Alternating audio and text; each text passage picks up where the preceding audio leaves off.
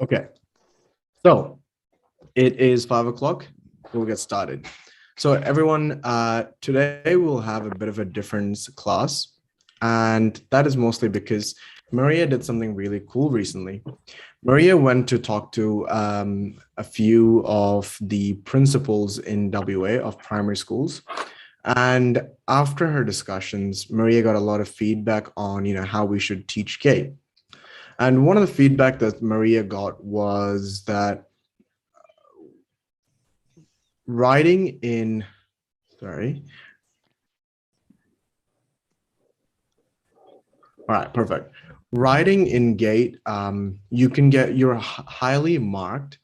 So stories that are highly marked in Gate writing, they have ideas on that are based off philosophy or of the human nature, right? About the human condition. I think we went through just an introduction of this with our students in Nolamara class on Saturday. But today I want to kind of structure it, break it down, and explore some of the different philosophical ideas so that you guys can get ideas to write about in your own Gate writing. Sounds good? Yes. Yes. Awesome. So today's class will be broken up into an introduction onto a concept of philosophy. And then after that, we'll have thought experiments, or we'll have a discussion. So remember how we did debates last term? Yes. Yep. Yes. So we will have, we'll go into breakout rooms, and we'll have, you guys will get to have a debate of it. And then we'll come back together and discuss some of the ideas that you guys thought of. Sounds good? Yes. Yes. Awesome.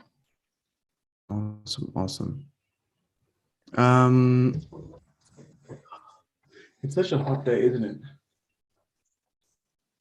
Okay, perfect. So the first idea that I want to explore this week is this idea called utilitarianism. Has anyone here heard of utilitarianism?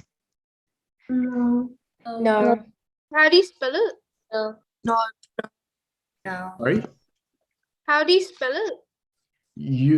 I'll put it up on the screen. So let's take some notes. Notion. You guys can't see my screen yet, can you? No. Nope. No. It means to act. It means to activate. I only want you to give me the definition if you know what it means yourself, not Googling it. Okay. So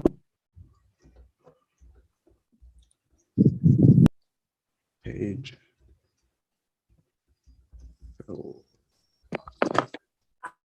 I know what it means. Philosophy.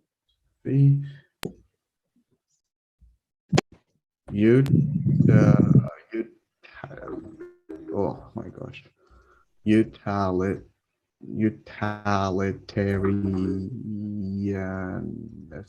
Is that it? Did I get it wrong? Utilitarianism. Perfect. So that's how you spell utilitarianism. I always said it utilitarianism. I don't know why. But basically, the simple idea of utilitarianism is you want to, it comes under the heading of philosophy of this thing called morality. Sorry, one second, guys. I'm just gonna go quickly turn on the air conditioner because this room's air conditioner is off for a second. I don't know why. I'll turn it on and come back. So grab your notebooks because you'll be taking a bit of notes today as well. Okay? Yeah. Sure. Okay.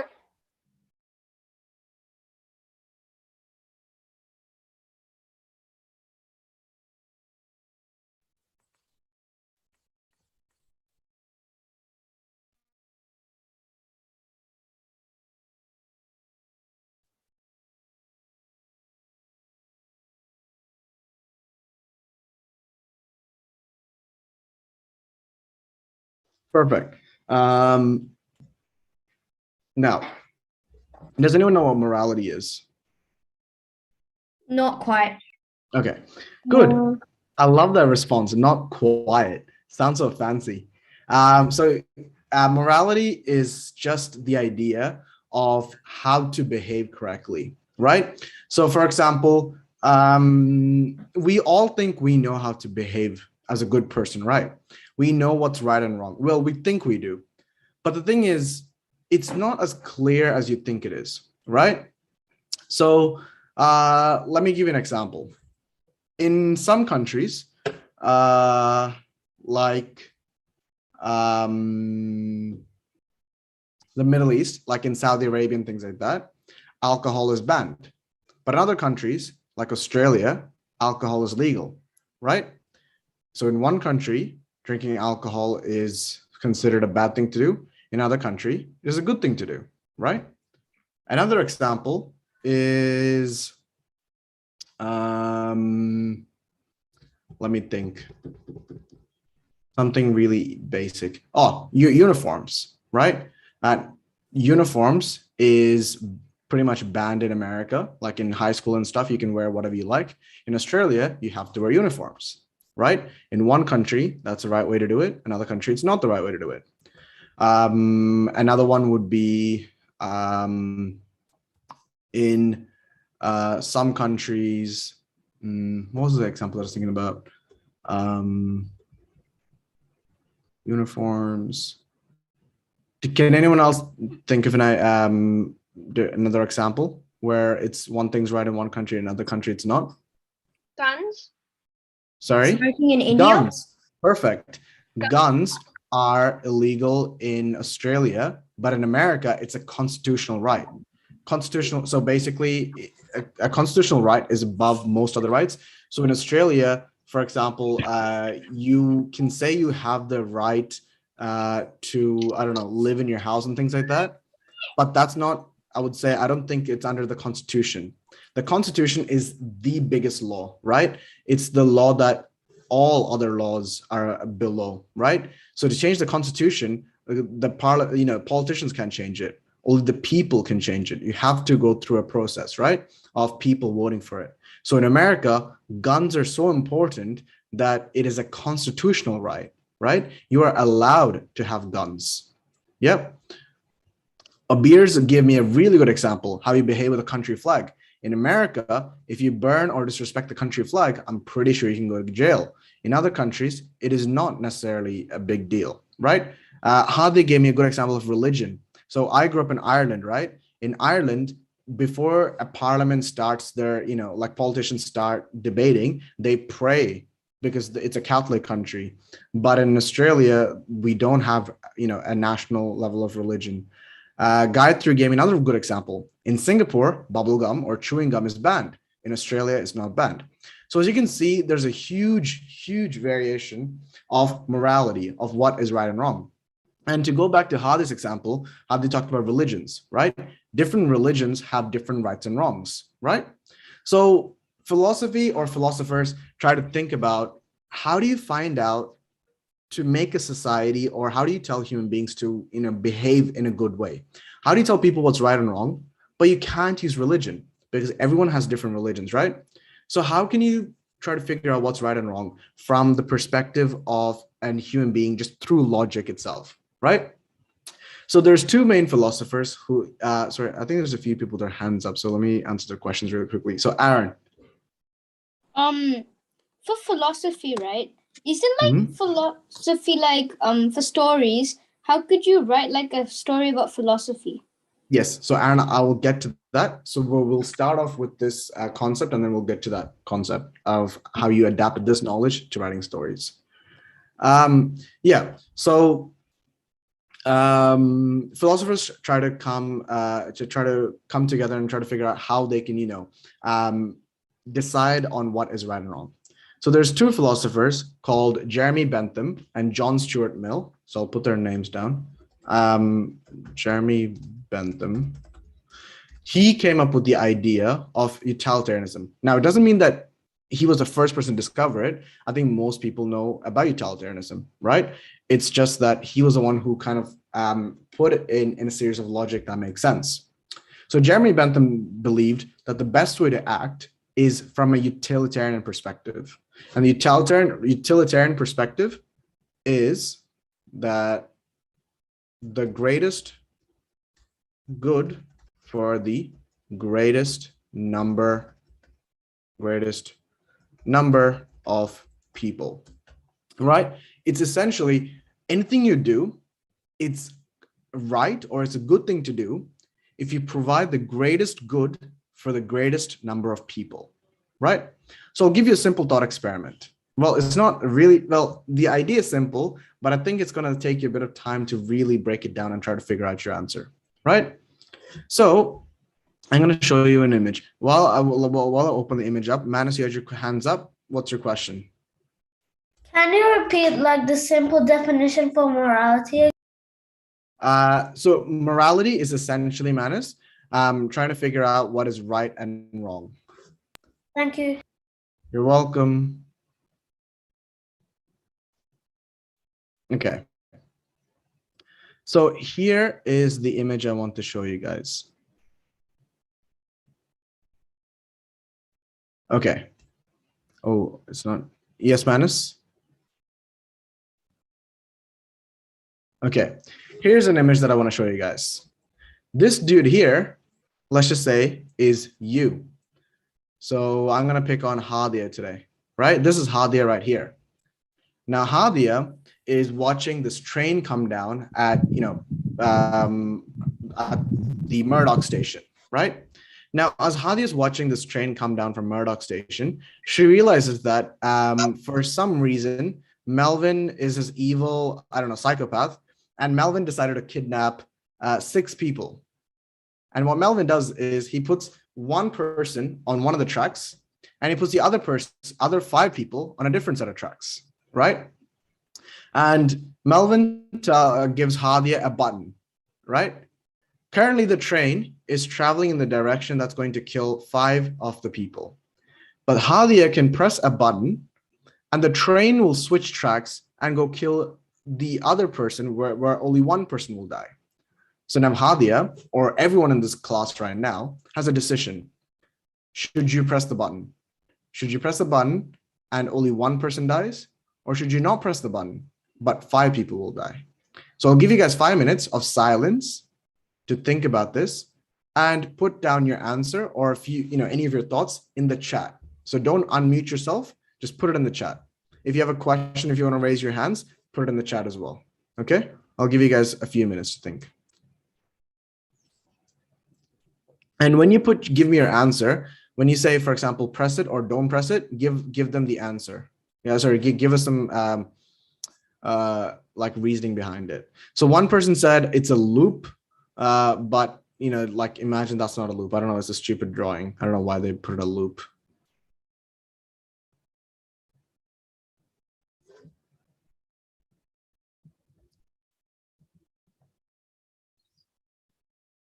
Yeah, ignore the loop.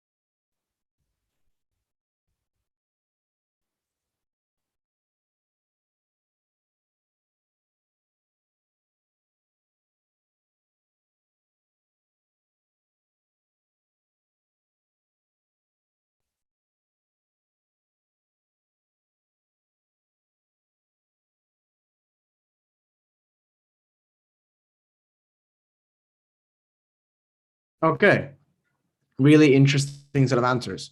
Most of you said that you would press the button to save the one person, right? Now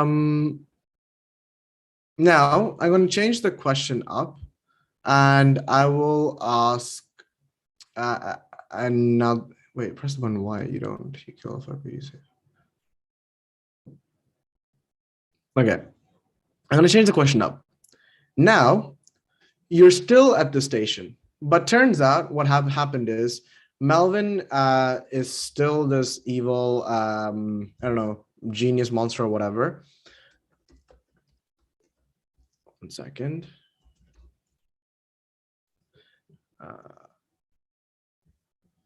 Perfect. Now, Melvin is still an evil genius, And what he does is he puts you on top of this bridge, okay? And on top of this bridge, there is just you, and there is this really fat person, okay? And now the train is traveling again straight at the 5 people. Now, to save the 5 people, you can save them by simply pushing that fat person off the bridge, and the train will hit that fat person and stop. How many people now will still, how many people now say that they will push the fat person? How many people say that they won't push the fat person on the bridge? Say it in the chat.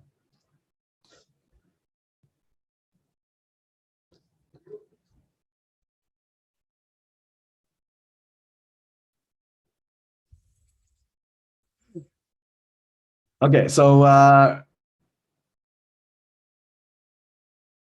Hunter, you said push the fat guy. Why do you say that?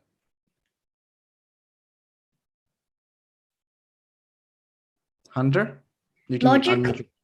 Yeah, tell me why. Logically, Expand on that. Yeah. logically, you're saving 5 people by Yeah. killing 1 person. Interesting. Yeah. But Gayatri, you said don't push him. Why is that?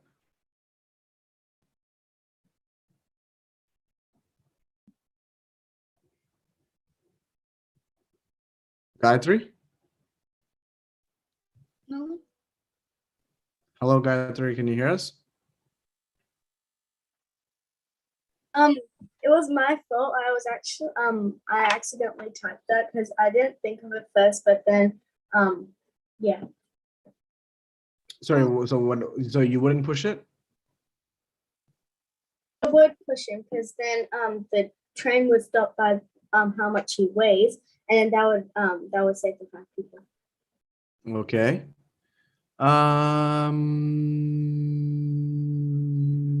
Ahmed, you said you won't push him. Why is that? I don't want blood on my hands. I basically just killed someone. Interesting. But did you just because I don't know, did you say you would press the button earlier, or you said you won't press the button earlier? I would press the button earlier because Okay. I Yeah. don't feel guilty about pressing a button, but I do feel guilty about pushing a fat man into a train track. Yeah. So, okay, perfect. So that's exactly what I wanted to, get out of you guys, right? So it's really interesting how a lot of students change their mind. A lot of students initially, when they look at the trolley problem, when they look at just pressing the button, they say that, they would press the button because it's easy. You just simply press a button, right? And you come to that conclusion again because of this concept of utilitarianism, right? By pressing the button, you're saving 5 people who might have died. And instead you're saving, but instead you're only letting 1 person die, right? But in this case, when you have to push someone, it's the exact same, morality question. Would you save 5 people instead of 1 person?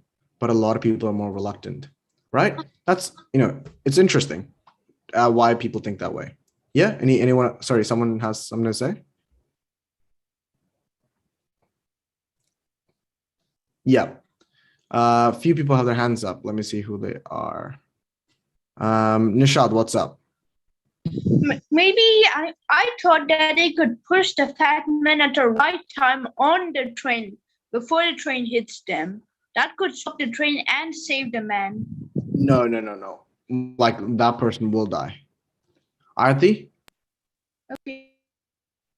Is it possible that you could like try and come up with some way of stopping evil Melvin? Because I don't like murdering people. I feel bad about murdering an ant. That's right. Kanchi. Wait. Why don't you just make them roll? Because they're Nope, tied. They can't. Hannah? Can we jump off ourselves? No, but you're too small. You wouldn't stop the train. Garrick? Basically what I would do, I'll not push the person because then I'll be guilty of murder. Yeah, sure. Harry's iPad? if that fat person was your friend, why would you push him off? You would just be a bad person then. Yes. So again, these are all questions that comes down to utilitarianism, right? So do you see how, Jeremy Bentham initially thought that this idea of making right decisions, he thought it was a very good idea. It was very easy. But now as you guys are looking at real practical examples, do you see how it becomes very hard? Yes. Yeah. Yes. Now, with the trolley problem, let's take a look at a real life example of a trolley problem. Okay. The real life example is to do with doctors, right? So imagine you are a doctor, and here you go. I'll open the image in a new tab. So imagine you're a doctor. Let's just say this is evil Melvin is a doctor now. And 5 of your patients need a transplant. So my patient number 1 needs a heart transplant. Next patient needs a liver transplant. Next patient needs a kidney transplant. Next person needs an eye transplant. And the last person needs, I don't know, brain transplant. Right. Sorry, I just don't know my organs. I think I should pay more attention in my human biology class. But yeah, so these 5 patients need, transplants. They need transplants from patient. And then, as evil Melvin's a doctor, this new healthy patient comes in. This new patient is completely fine, and he just came in to see if, he's got a bit of a headache. He just wants some painkillers, right? But Melvin can decide, should he, lie to this new patient and tell him that he's really sick and kill this patient, but save the lives of 5 patients, right?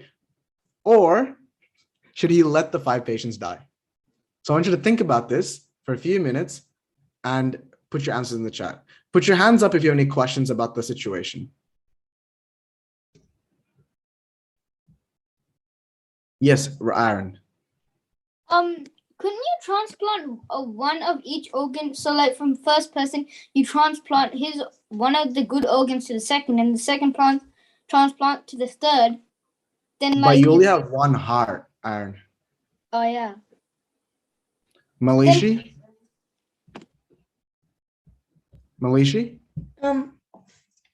Sorry, I accidentally put up my hand. That's okay. That's okay. Dev? My question, Yeah, sorry, Dev, go on. my question is, if that person has a headache, then for the painkiller, like, why would he come to the hospital? I don't know. He really likes wasting doctors' times. Adwick. So, could you explain the question one more time? Because I don't No really- worries. Yeah, no worries. So Adwick, Melvin's an evil doctor working at a hospital in Perth. Okay. But Melvin is a utilitarianist doctor, right? Or he doesn't really care about humans. Well, he kind of does. He cares about his patients. So Melvin has 5 patients who needs an organ, right? They need an organ each. And one day a healthy patient comes in, right? And what Melvin can do is tell this healthy patient that he's really sick, put him onto medication, and then unfortunately kill him and take those organs and give it to these 5 patients. So the question is, should he let this one healthy patient die and save 5 patients, or should he let these 5 patients die and let the healthy person live? Okay, thanks. You're welcome.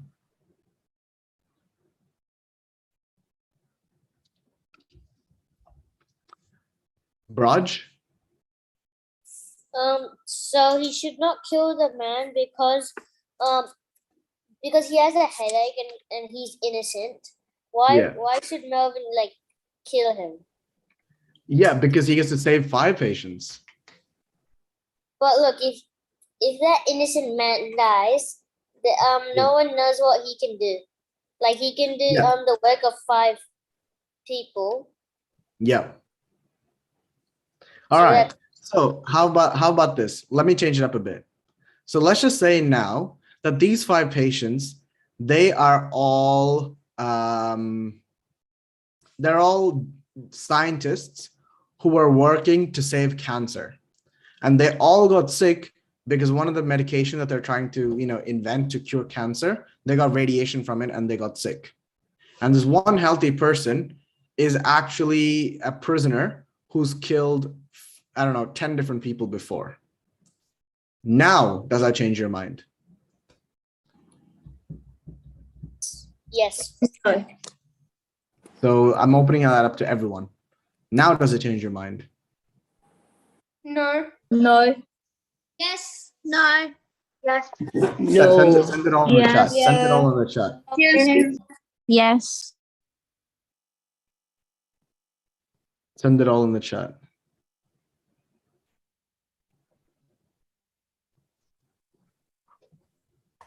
Who changed their mind? Put your hand. Give me. Let me see what emojis there are. Give me. I don't know. Smiley face emoji.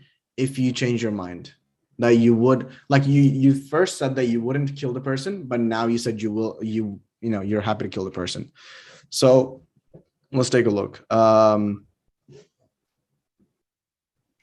you changed your mind. Tell me why. I changed my mind because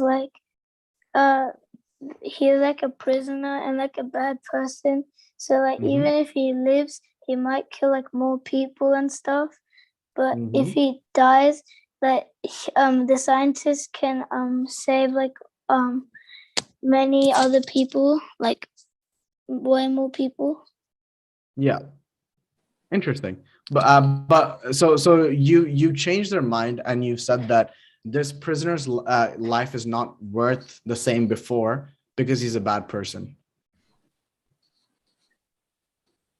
Pardon? So initially you said we shouldn't kill him and he should be you decided to save his life, this healthy person, before because you thought it was a random person. But now you decided that his life is not, worth the same as before because you found out that he did crimes in the past. Yeah. Interesting. So, guys, these are the sort of different questions that comes up in utilitarianism, right? But as an extension of utilitarianism, these questions come up in all forms of, decision making, right? Let's just say you're an engineer, right? I'm going to tell you guys this really, really sad fact about engineering, right? Did you guys know that engineers will only, like for a lot of car companies, they'll only fix a problem in a car if the cost of paying off insurance is higher than fixing the cars itself, right? So imagine they find, unless like, you have really strong governments with good regulation, things like that, right?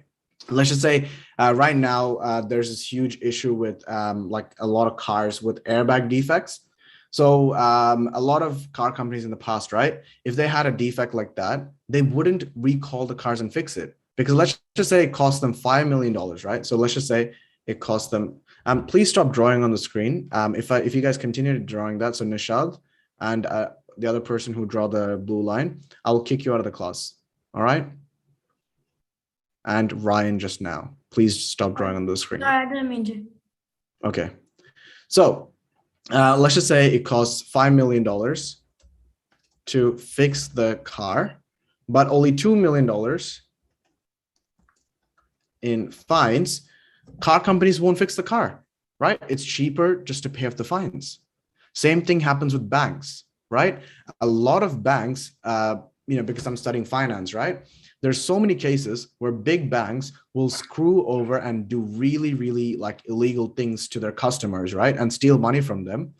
But they do it because they know that they can steal more money than what they have to pay in fines, right? So recently, there's this case about this bank, forgot their name, but they made about $100 million, right? $1 million in late fees and fines. And do you know what they did?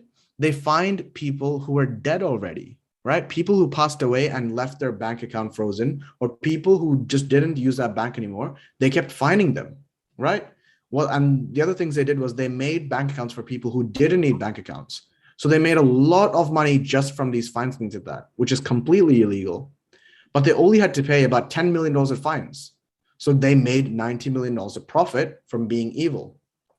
So these sort of like situations, right? Who does the greatest benefit come down to? And that's the sort of like decision making that you have to consider. Another example is right now, again, with the whole vaccination situation or the borders, right? Mark McGowan or different politicians will have to make a decision on whether they should open the borders or not, right? When you have lockdowns, let's just say a statistic is if a country goes into lockdown, unemployment, people who don't have jobs, unemployment goes up 1%. I've read a statistic somewhere that every percent that unemployment goes up, one second, let me see. For every percent that unemployment goes up,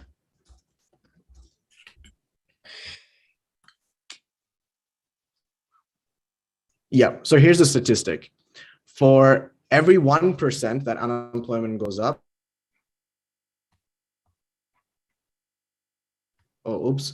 So here's a statistic. For every 1% that unemployment goes up, 40,000 people die, right? Because people can't afford to buy food. People can't afford to buy air conditioner, when it's so hot. People can't afford to go to hospitals, things like that. So, politicians will have to make a decision. Should we let unemployment go up, or should we let Corona in and people might die from Corona itself, right? Should we spend tax money on, rapid testing, or should we put that money into building more hospitals or, better roads and things like that? So utilitarianism is a type of idea that comes into a lot of decision making, right? And there's many different ways, because as you guys can see, there's a lot of problems in life that don't have easy answers, right? So did you guys see how with the trolley problem there wasn't an easy answer? Yeah. Yeah. Yeah.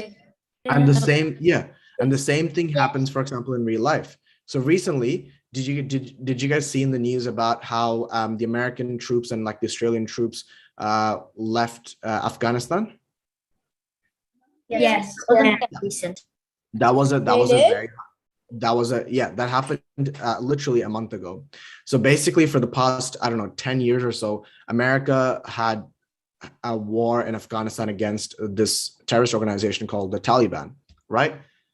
They pretty much spent trillions of dollars, I'm pretty sure, of American taxpayer dollars on just fighting this war. Recently, the new president comes in and he's like, you know what? This war is not going anywhere. Let's end the war and bring our troops back. So to make a decision, right? Should we save the American people, their money and their lives by stopping the war? But that would mean that a lot of Afghanistan people would suffer, right? All those people who helped the American people in Afghanistan are now stuck in Afghanistan. And the new leaders in charge will not be nice to them, right?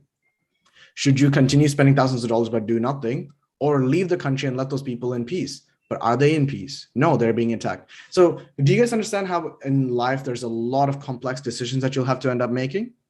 Yes. Yeah. So that's where philosophy comes in, right? That's where you have to make these sort of decisions and you have to figure it out. Now that you understand this whole concept, let's go into how this applies to GATE and how you can write good stories based off this, right? So as we're talking about, real life issues are complex. Nothing's easy. That's very easy. So for example, there's not always a good guy or a bad guy, right? For example, recently, I'm not sure if you guys know, but I study finance, but I'm also studying law. And one of my units, we had to, it was criminal law. So I haven't made a tab yet. As you can see, I'm not a very good law student. I should be making better notes. But we were doing this case in criminal law. And the case was basically this criminal, he killed this person.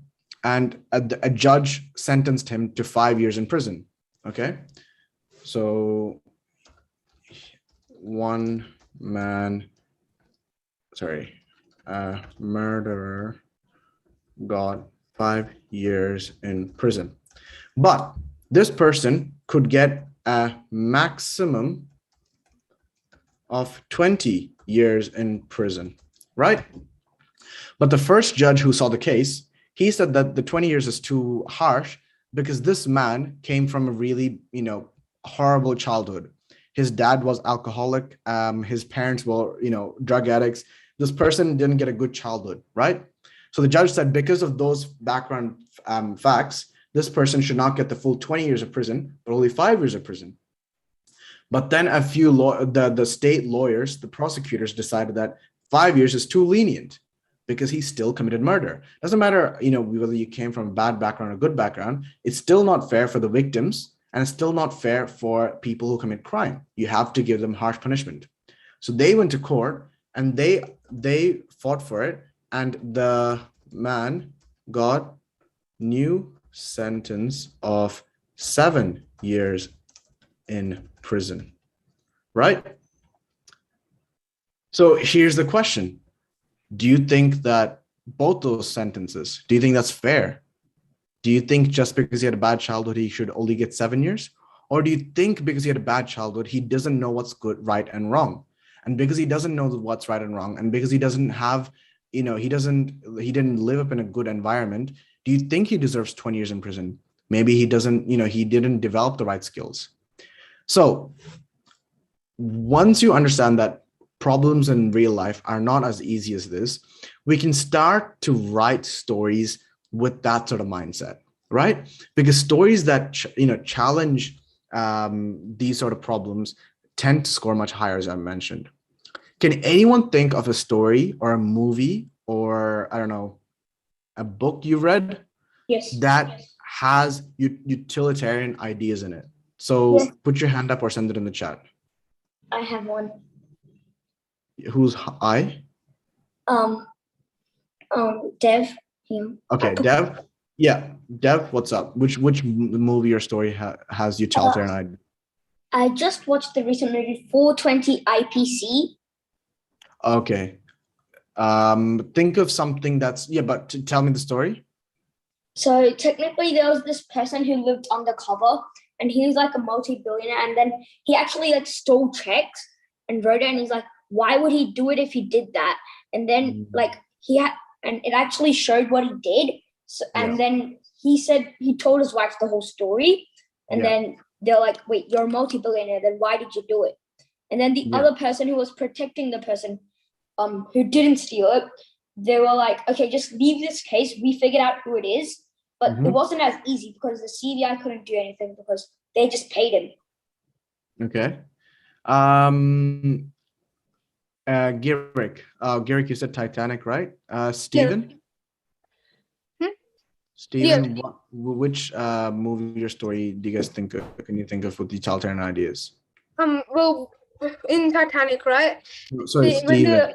I saw your answer, Garrick. Thanks.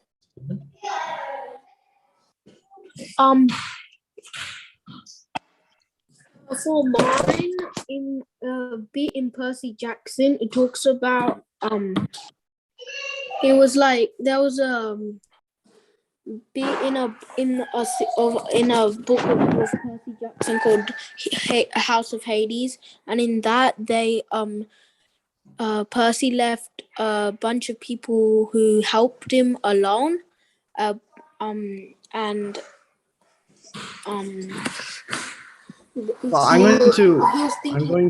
Sorry, Stephen, I'm going to cut you off just for the interest of time. But the example that I was thinking of, I was wondering if you guys would have figured it out, was Thanos from the Marvel series. For those people who don't know, Thanos, his whole idea was that people all over the universe, on different planets and things like that, they were all suffering from overpopulation, right? Imagine you have your family makes, I don't know, $50,000. If there's 5 people in your family, that's $10,000 per person. But if there's only, 2 people in your family, that's $25,000. So Thanos believed that by, killing half the population of the universe, you improve the life of everyone else, right? That was a utilitarian idea. The Avengers did not believe that was the right thing to do. They didn't think that, killing half the people was the right solution to do. So that like Avengers Endgame and Avengers Infinity War are examples of utilitarian ideas in stories. Do you guys understand? Yeah. And it's a really good example because you see two forces coming together, both wanting to do the right thing, but clearly, for example, in Avengers, the Avengers were the good guys. So it's clear that the authors do not like utilitarianism, right? So it comes to show the clash, right? It shows that utilitarianism is not a really good idea. The movie, you might, although it's about a bunch of superheroes fighting against an alien, it tackles a philosophical idea of utilitarianism. Do you guys see that? Yeah. Yes. Yeah. Yes. Perfect. What's another example? I'm trying to think of a movie that I saw recently. What game? I have one. Sorry? Melvin, Mhm. what about Hotter Transylvania 1 where like Sorry, the what? girl Hotter Transylvania? What's that? Could you send in the chat? Oh, okay. Huh? But yeah. So now that you guys understand, now that you guys understand, oh wait, there's a few people with their hands up. Galaxy Tab A.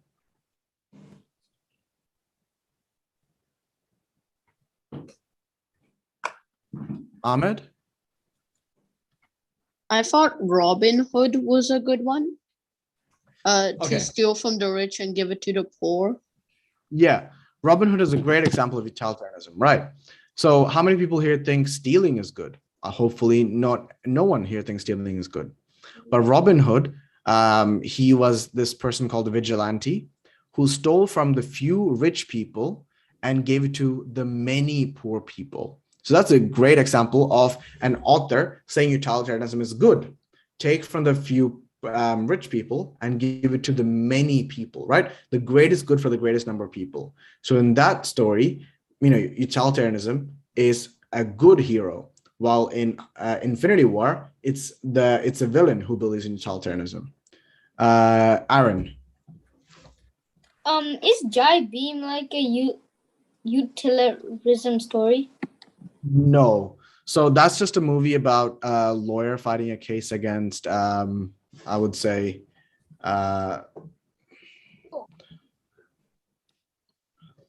racism, but it's not utilitarianism because it's not the greatest good for the greatest number of people. Oh, when the other Spider-Man sacrificed to cure Green Goblin.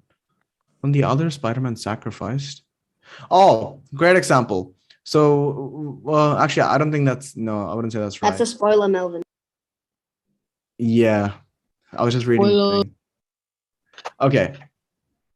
Wait, can I share mine, Melvin? Or is there not enough time? Yeah, Dash, go for it. Okay, so there's this book and series called The Promise Neverland. Okay. It's where there's like these kids in an orphanage, but the orphanage is only there to sell children they sell children and give them to demons, because there's two sides of the world. One's a human world and there's another's a demon world. Yeah. And they sell the kids to the demons so the demons can eat them and they won't wreak havoc on the human world. Yeah. But then there are these kids who escaped and they're trying to get back to the human world. But then humans who made the two worlds, they're trying to stop them because then it'll break the balance. Okay, interesting. Can you tell me in that story where it's the greatest good for the greatest number of people? Because like the kids are trying to escape because they don't want to be killed, but the humans are trying to stop them because then they'll also be killed or something. Yeah. Kind of. All right. So now that you guys kind of know these ideas, what I'll do is let's take a look at a few examples. So what I'll do is I'll put you guys into breakout rooms of 5 people max. I'll give you guys 5 to 10 minutes to talk about just 5 minutes to talk about what you guys think about utilitarianism. And then after that, we will discuss a few stories or different ways you could discuss utilitarianism in real life stories, but in a simpler form. Okay? Okay. Okay. So let me see if I can activate the breakout rooms. Dun, dun, dun. No, nope, not here, not here, not here. Does anyone know how to do breakout rooms? Is it in mode? Is it in mode? Sorry? Check in mode. Like more options. Jonathan, Yep. what are we doing again? Sorry? What are we doing? Where are you going? What are we doing? Oh, sorry. I'm just setting it up. Give me a second.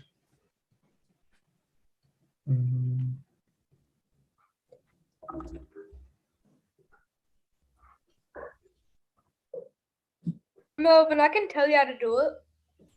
How do I do it, sir? Okay, so first, wait 2 seconds. So first you need to sign into the Zoom web portal, and then you have to click in settings, Yep. and then navigate to the breakout room option on the meeting tab, and Oh, verify I think settings. yeah, I think I'll have to do that later because it's not letting me do it now. No, it's not letting me do it. Wait, So and that's fine. Sorry? Wait, you can fix that. Yeah, I'll do that later. So it won't work with this meeting, but that's fine. In that case, we have about 7 minutes before your break starts. Do you guys have any questions about utilitarianism so far? So I'll go one by one, and then while we do that, let me see if I can find a few examples on how you can relate it to your real life stories. So I'll start off with a beer. Melvin, is it okay if I ask you a quick math question about pi? Like just a quick. You can ask it. Yep, sure. Okay, for example, we have 2 pi plus 3 pi equals 5 pi.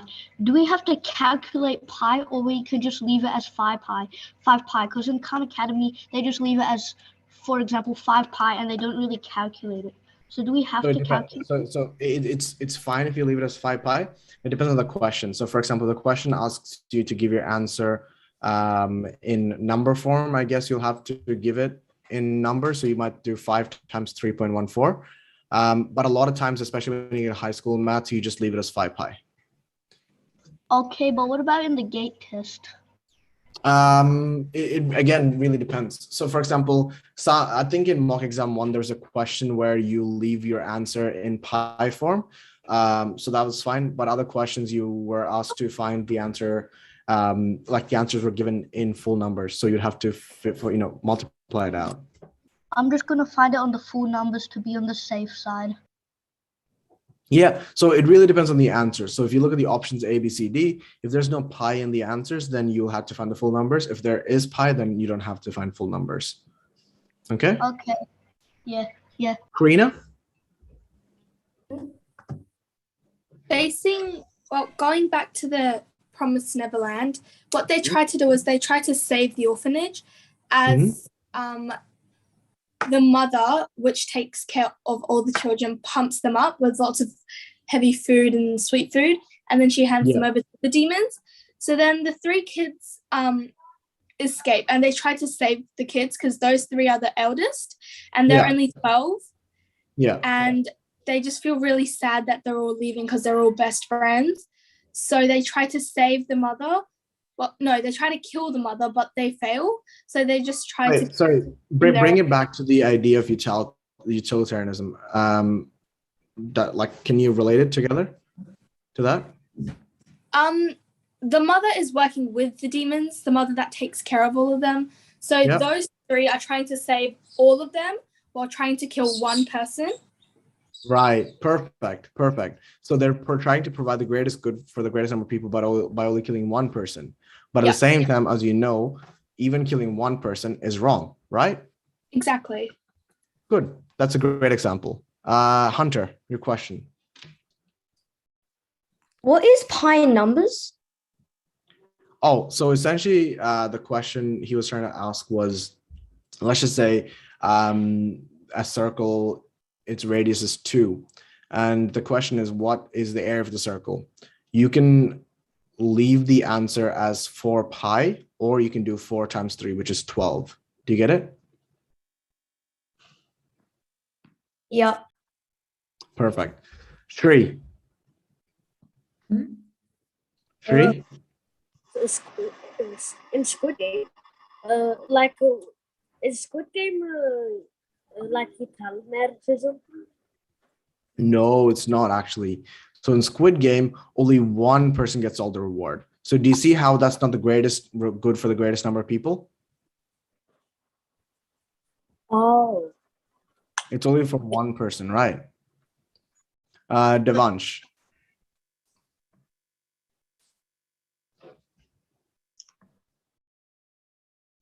Devansh?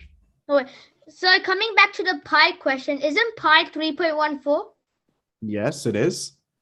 So why don't you times it for 4 times by 3.14, not just 4 times by 3? I was just doing it as a quick example, Devansh. Okay. Yeah. All right. Anyone have questions regarding the utilitarianism specifically? Melvin? Yes. Yes. How do we apply it into like actual gate writing? Like if you have like a problem, like how will we like get you like the problem in the narrative would be we can all agree on in the problem in like narrative writing would be like a big decision. But that like if you do an introduction, like how would you like start it off and like transition it? Okay, so let's just say a very common theme that I get from a lot of you students is bullying, for example, right? Because you hear a lot about bullying from school and teachers and say that, you know, bullying is bad and things like that, right?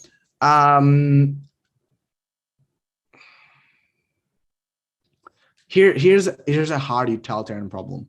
You write a story about a boy, 2 boys, right? They're both on the soccer team, right? Now, the best player on the soccer team, he is a bully. He keeps on being mean to the small kid who's not as good at soccer, right? Now, the small kid is constantly being bullied by this the best student, and he goes to the coach and says, "Hey, coach, Garrick is bullying me," right? Now, the coach has to make a decision, right? Should he ban the best player and let the team lose, or should he leave the best player on the team but let the team win, right? So that is a utilitarian dilemma, right? Where you have to decide, should you sacrifice one player and save the whole team, or should you destroy the whole team by helping one player, right? Do you guys understand? Yeah.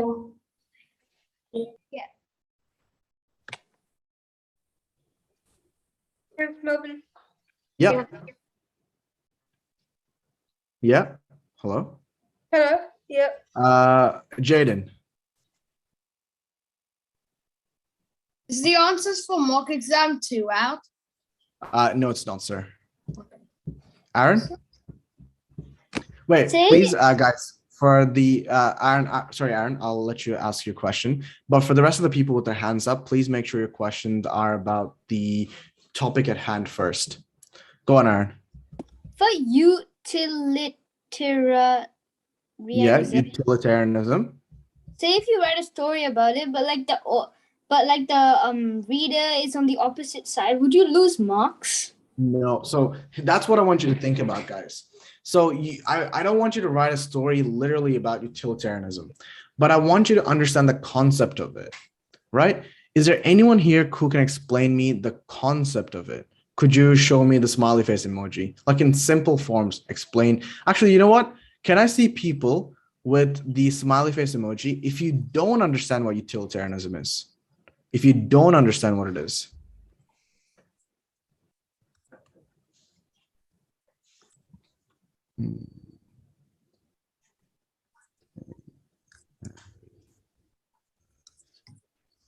Perfect. Perfect. So Kate, Pradega, Dev, and Girik, you guys said you don't understand it. So I want to give you guys the opportunity. It was an Sorry? accident.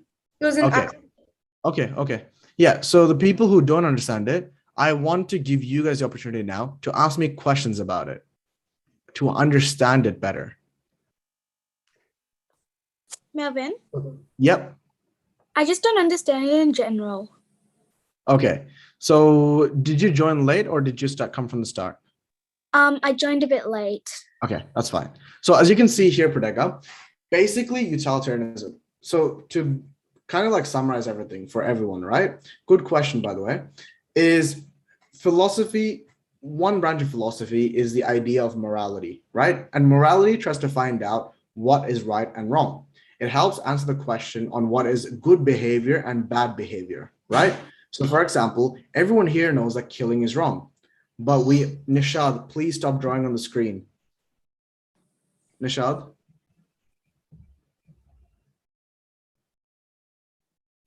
Okay. Guys, if you continue to draw on the screen, I will talk to your parents. So Nishad, I'll have to talk to your parents. This is the third time now you've done it.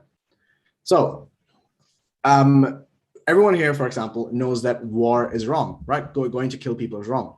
But for example, when the British Army and the American Army fought Nazi Germany in World War II, we think that's okay because Hitler was technically, like, he was a bad person, right? So fighting against Hitler was correct. So morality tries to answer the questions of why are some things wrong at some times, but right at other times, right? Why is it okay to kill people in war, but not in other situations, right? Why can parents be mean to their kids, but kids can't be mean to their kids, like other kids, right? So morality tries to answer that question. And one of the concepts under morality, Pradega, is the concept of utilitarianism. And utilitarianism says that everything that gives the greatest benefit to the most amount of people is good.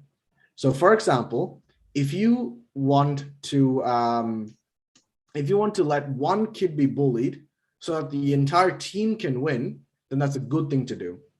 Do you understand? Yeah. So what I'm trying to say is once you understand this concept, you can use this to create problems in your stories. And when you use this concept to bring problems to your stories, it makes your stories more interesting. Do you guys understand? Yeah. Yes. Does anyone else have questions about utilitarianism? Yeah, Melvin. Yeah. Would Aladdin be utilitarianism? Utilitarianism? Yeah. Explain why Aladdin is utilitarianism.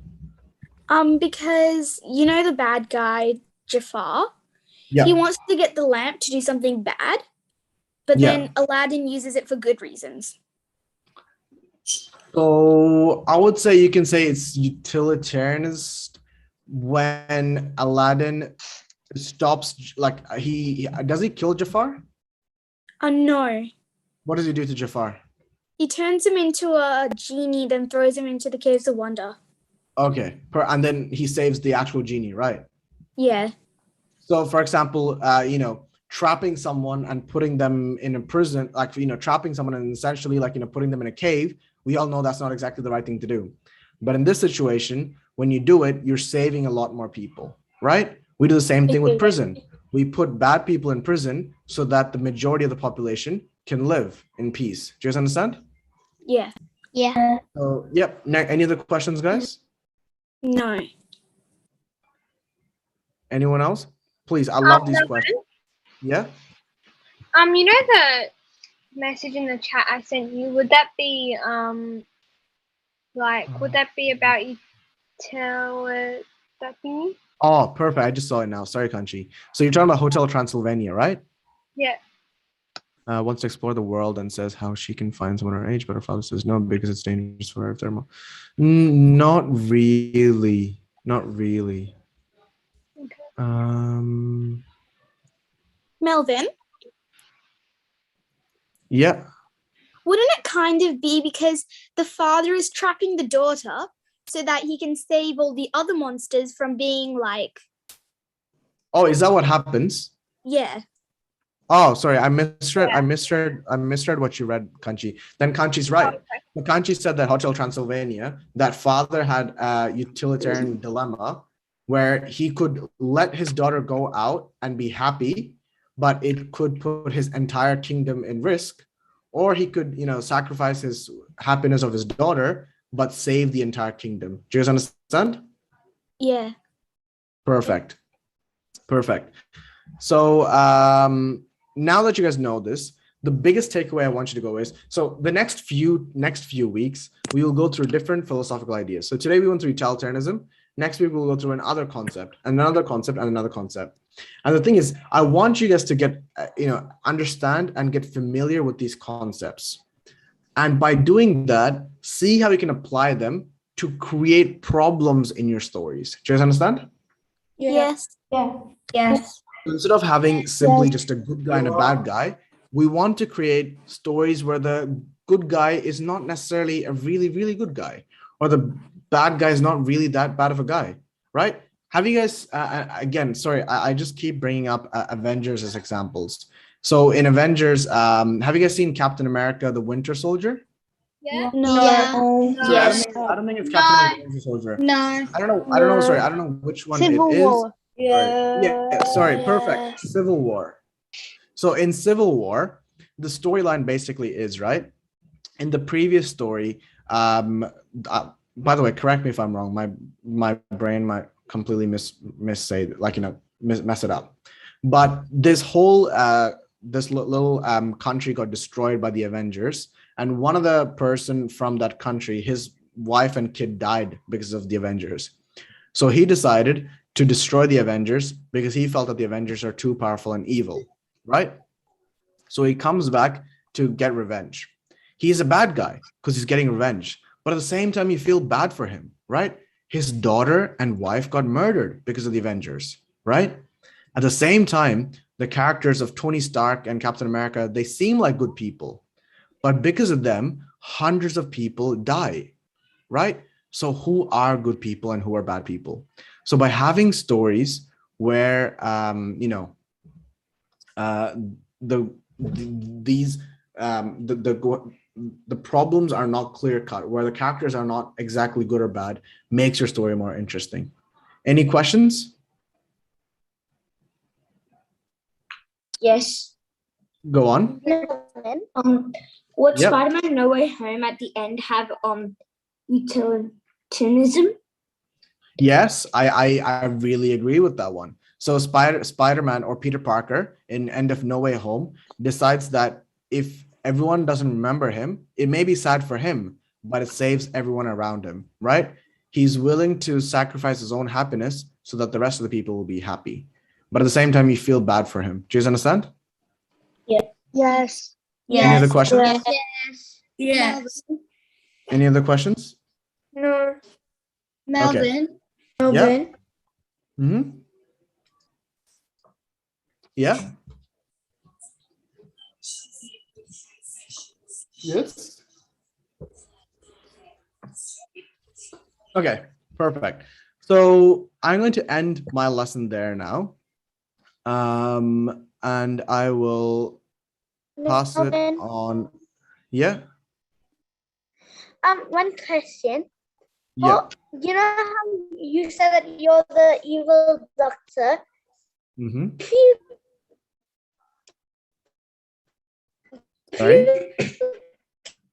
kill that guy, doesn't if you're killing him, so doesn't that doesn't it make you the same as him for Sorry? murdering him? Makes you this person. Your internet was cutting off. Could you say that again, Navzish? So you know how you said that you would kill the prisoner guy? Mm-hmm. Why would you kill him when you would be the same as him then? Because you're technically killing him and he's killed other people. then wouldn't that be like you're the exact same as him? Yep, and that's the dilemma, Navazish. So, you can ask the same questions about soldiers. Soldiers go, or policemen go to fight against, criminals and, other terrorists and things like that. But they're killing terrorists because those terrorists kill people. So who's right and who's wrong? Do you understand?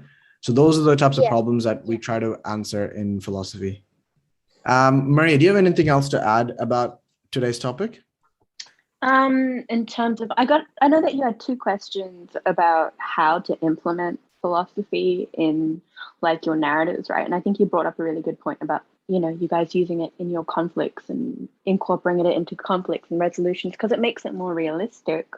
Another way that I used to do it, and like a cheater's way of doing it, was through my hooks. I always had a hook that had an aspect of philosophy, and I would end my conclusion when I didn't know how to write a conclusion by answering that philosophical question or that aspect on human nature, I would say. So if you're talking about, so should I have killed the one guy or killed the 5 guys, I would then answer it in my conclusion when I wasn't sure about how to write, very whole, well-rounded narratives. So you guys might consider using it in different aspects of your narratives as well, not just the conflict and resolution. So good luck with that.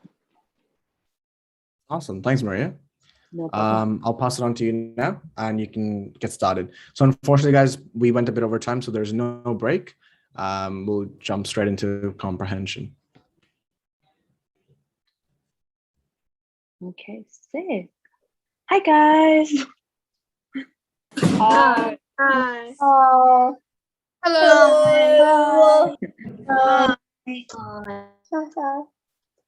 How is everyone doing? We are good. Good. Good. It sounded like you had a really, really cool lesson. Yeah. Yeah. It did. All right. Well, my lesson isn't going to be as interesting, but I reckon it will help you in your mocks 3. So we'll just jump straight. I am getting like people joining now, but I reckon it'll be okay. Okay. I know that there are hands that are already up, but I'm assuming they're accidents. No. Yes, maybe. Okay. Maria, Yes, question? your writing is so tiny. Don't worry, I can zoom. Thank you. No problem. Excuse me. Oh, yeah. Can I please go grab my bag? Yeah, of course you can. You don't have to ask. You can leave and come back. It's all good. Thank you. No problem. All right, guys. I'm just gonna wait like 2-ish minutes and then we'll get started. Like, I know my notes are super tiny today, but do not stress. You do not need all of them. This is probably gonna go into like an end of term cheat sheet for you guys anyways. It's just answering the Questions for all the mock exams, so you get a cheat. Oh my god, I wish. I'm the worst. I'm like I wish. I feel like if I took time to like go through the mock exam and I knew what comprehensions were in each week, I would just like blurt it out to all of you. I can't keep a secret like at all. You could ask me anything and I'd be like, bleh! Like I wouldn't be able to hold it to myself. Maria? Yes, question. Are the math and general ability for mock exam 3 hard? Oh my god, I haven't seen it. I refuse to look because I know I would tell everyone. Maria? Do you have the answers? Can I have them? Oh my god. No. Guys. Maria? Yes. Did you draw that picture thing with the lines? Oh my on it? god. Oh my god, no. I wish. But no, that is by one of my favorite Southeast Asian poets. So we'll get into it then. I'm assuming everybody is all good. Maria, Maria. Yep. Okay, guys, remember, I'm going to need like a hands up situation. So I will go through the list. Galaxy Tab A, what is your question?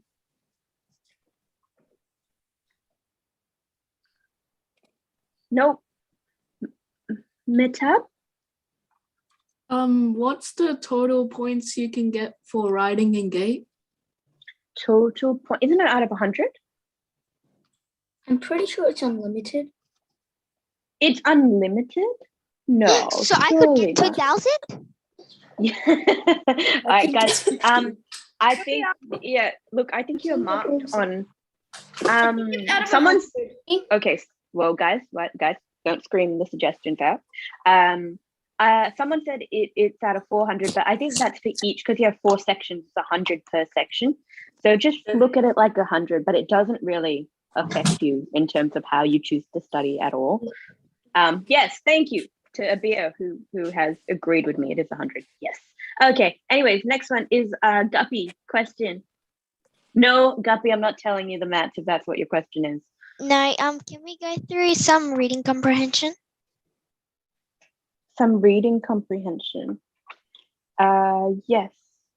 And do you have the text that is an interlude with Artemis? I should have that one by now. Yes, I do. So look, we'll go over the comprehension questions very quickly. But before that, Guppy, do you mind if I teach you guys a strategy for comprehension? I just want to focus on one today. I realize I've been packing quite a lot into the lessons lately, and I don't think anyone's getting very much out of it. So we're going to go through one comprehension strategy today, and I would like to see if you guys can practice it. But pretty much, I remember last week a couple of you asked me what I got for my GATE exam, and I was also curious because I kind of like lowballed the numbers being not lowballed, I like kind of guessed what I got. So I made my mum go dig up my old marks, and she pulled my brothers and I and our comprehension there, and we got exactly the same for comprehension. So a big thank you to my brother who isn't here, but he is listening, who helped me write this cheat sheet for you guys. He is very good at giving tips for comprehension, especially the way he explained how to do some of this stuff I didn't know how to do. And that says a lot because he's in year 12 and I'm never going to let him hear me say that. But when I zoom in, I'd like you guys to take a screenshot of a couple of these strategies, just so that, I don't know, you can use them and practice them later on. Okay, now the first and only strategy that I wanted to go through with you guys today, okay, I say only, but they're technically two, is how to avoid wrong answers / distinguishing between two close answers. Now, I've had a lot of questions about, oh, but shouldn't it be this and why isn't it that? They're exactly the same. No. They're not exactly the same sometimes, all right? We're going to use the poem below as an example, but pretty much when you are avoiding wrong questions or you're trying to distinguish between the two, you want to make sure that you understand what two questions are very similar, okay? Sometimes people will think that the wrong two answers are similar, and that's really going to throw them off. So the first thing you need to do is make sure that the two answers you have are in fact similar, and a good way to find that out would be the synonyms that they're using in the answer, okay? So whether they have the same words from the text. Also, guys, my brother and I did write this together, so it has our nicknames on it because we were having a bit of a competition to see who could come up with the most strategies. I had it first. My middle name is Asha and it is my preferred name. I know people are asking in the chat. No, that's just my name. Nothing special, okay. Oh, and also everybody who asked me last week about sending them things, it's just not working. I think that because I am drawing so much on these PDFs that the file is just like so big, like ridiculously big. Hunter, what was your question? Was it about comprehension? Did I miss it? Hunter, ask the question again. I'll get back to you, okay? Anyways, so I will try my best to send them. I'm not sure how I'm going to do that. I might have to type out every single note if that's what it takes, but I will find a way. So for the people asking me to send it to them, it is currently not possible for me. Okay, anyways, back to understanding what the two potential answers are, okay? Look for synonyms and look for words that have come directly from the text. Yes, and we will, sorry, there are a lot of questions. Anyway, okay, so pretty much what you need to do is you want to take the time to find enough evidence to justify one of the answers. Normally, people will stop looking for evidence when they find one piece of evidence to justify one answer. That's not the case. You should be looking for at least 2 to 3 pieces of evidence for one answer, or more evidence for one than another. You know that the answer that has more evidence is going to be the correct one. Now, this sounds like a very simple explanation, but trust me, if you are conscious of these things, it will take you very far. All right, now let's look at the example very quickly. So a lot of these tips are to do with practice. When I broke it down, I realized that there are there are strategies you must use when it comes to practice, and there are strategies that you must use for test condition comprehension, pretty much. Okay.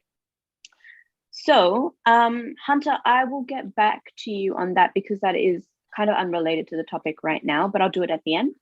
So the poem goes, "It was when I stopped searching for home within others and lifted the foundations of home within myself, I found there were no roots more intimate than those between a mind and body that have decided to be whole." Okay? So notice that there is some little pretty pink writing in the corner. When we are practicing, and when you have the time to practice, I would like each and every one of you to start annotating your texts, okay? Part of annotation, and let me just scroll to it, is being able to critically engage with the text. Now, what do I mean by critically engage? Critically engage means to form questions about the text, consider the purpose, interpret words, and right. So to also form opinions as well. That's a big one. So when we critically engage with a text, it shows that we are attempting to understand it. And in fact, when we are able to form questions and understand opinions, it's more likely that we are comprehending the text. Comprehension means to understand. So when we critically engage, you are facilitating that, all right? So for practice, make sure you annotate the text when you can. And I've left a couple of things that you can do when you're annotating, and it's a good habit to get into. So definitely 10 out of 10 recommend. Okay, does anybody have questions about annotating a text?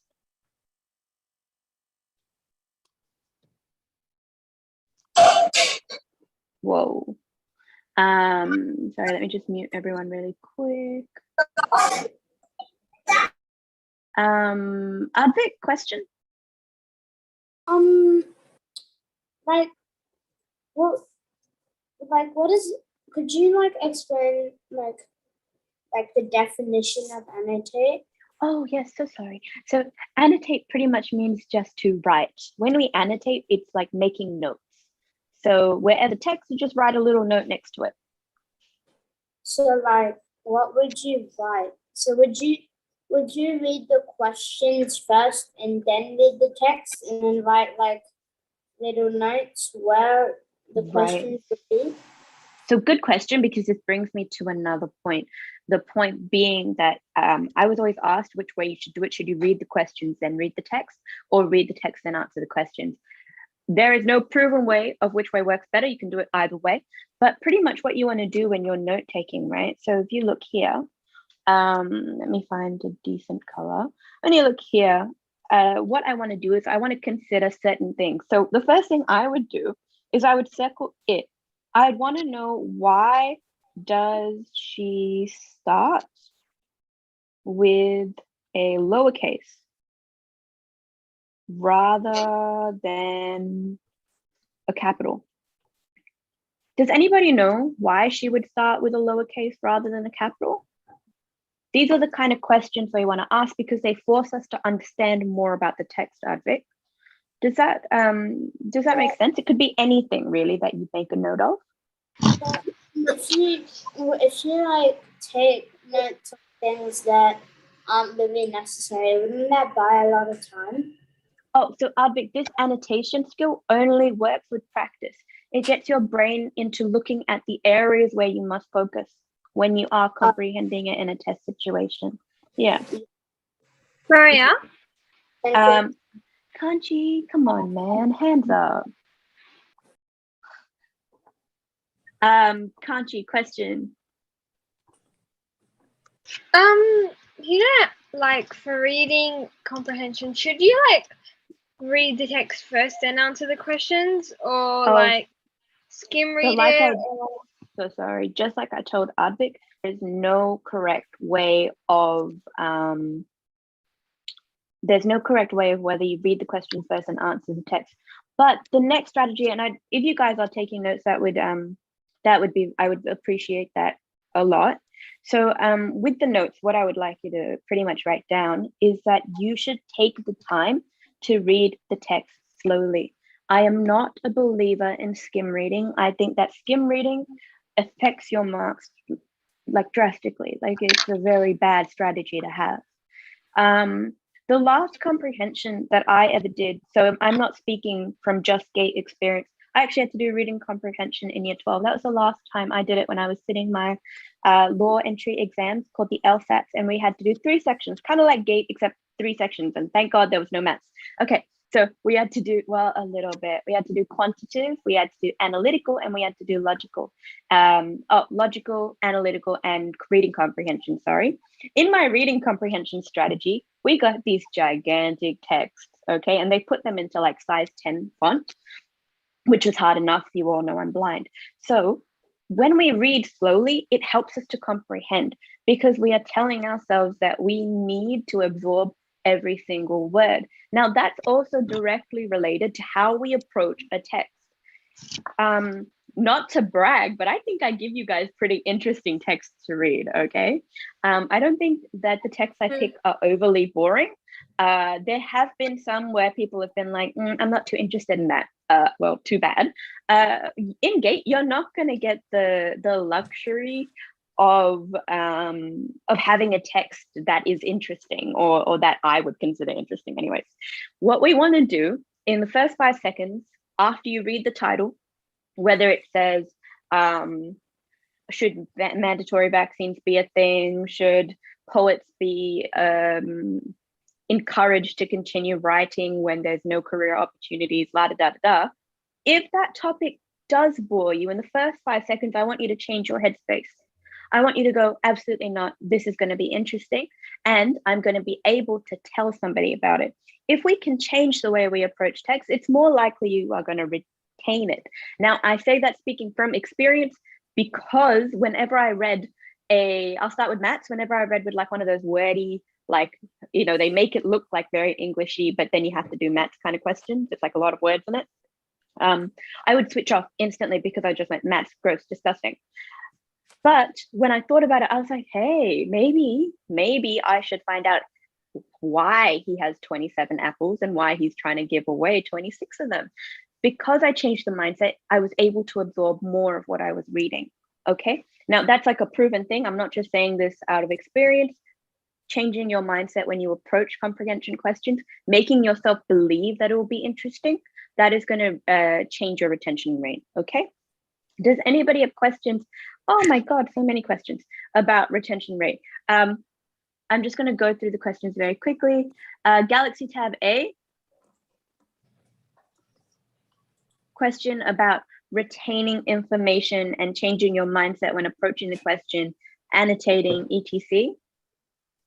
Oh my God, this keeps annotating text. For the annotating,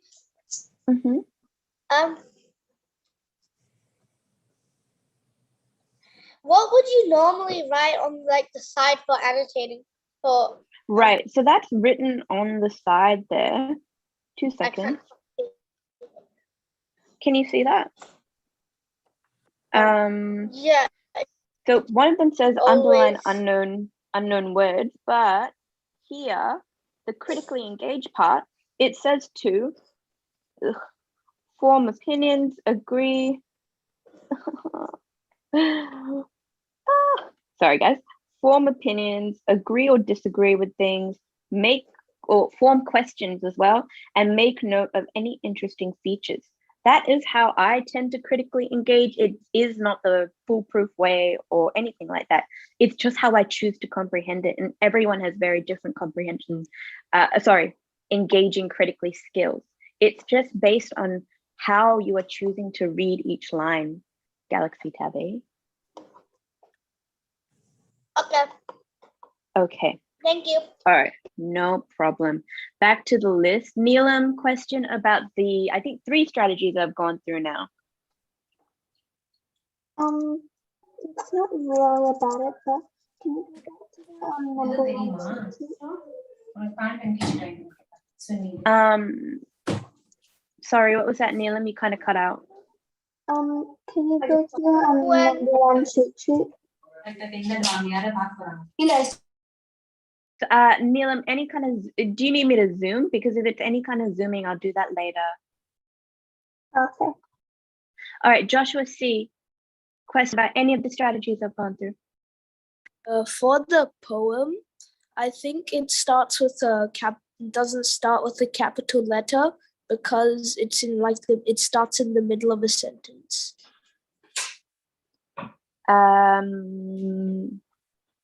Close. Where did we form that interpretation from? I just thought about it. Good. I like that. So you think that it's an incomplete sentence where it's in the middle of a sentence? Yeah. Great. I actually disagree. I think it is the beginning of a sentence that's incomplete. So I think it's the beginning, not the middle. And when I was forming my interpretation of the poem, I kind of went straight to, why do we start with a capital letter in any kind of sentence that we write? What is the purpose of a capital letter? When we figure out what the purpose is, then and only then would we be able to answer this question correctly. So I'm going to let you guys think of that because I don't want to give you the answer. Hunter, question about any of the strategies I just went through. Can you say all the strategies again? I was getting an ice pack for my laptop. Yeah, of course, Hunter. Okay, I'm going to jot them down up the top here if that's all right. So you want to annotate to engage critically when practicing. Please don't do this in a text condition. Engaging critically, how you would do so, the answers are on the side of the page. I'll go there later. The next strategy is to, what did I say? I said to annotate and I said to change your mindset. Avoid wrong answers. Yeah, I'll go through that one. Thanks to the person who said that, sorry. Change your mindset in the first. Maria, what does it say after engage? Engage critically when practicing. Now guys, you know, I keep saying in the first 5 seconds, right? Because you only have 5 seconds to change your mindset on it. After that, you will not engage with the piece. So make sure that in the first 5 seconds, if you have, oh my God, it's boring, I don't want to learn about this, you change your mindset in that 5 seconds from that point, all right?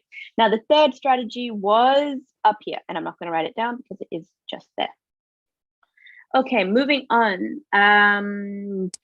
Krina's iPad. Going back to the annotating the text, what would you give us some advice to annotate on? Right, so I would suggest you form opinions. I suggest you interpret poetry lines. I think that's one of the best things I did when I first started doing comprehension for poetry. I would interpret each line when I was practicing. Another one would be to write down whether you agree or disagree with certain lines of the poem or the text. If it's an opinion-based poem, you are allowed to form your own opinions of this. Sorry to everybody who is writing that down. I can say it out loud if you need me to. But I'm so sorry, I forgot who asked the question. Krina, I would form it on these things. Any interesting features? Here we go as well. So there we go. All right. Thank you. No problem. Okay, and Dev, you're the last question. So my question is, when you're annotating like the text, Oh, sorry. Do you mind if I just mute everyone real quickly, Dev, and you can start again? All right, Dev, hit me. What's your question?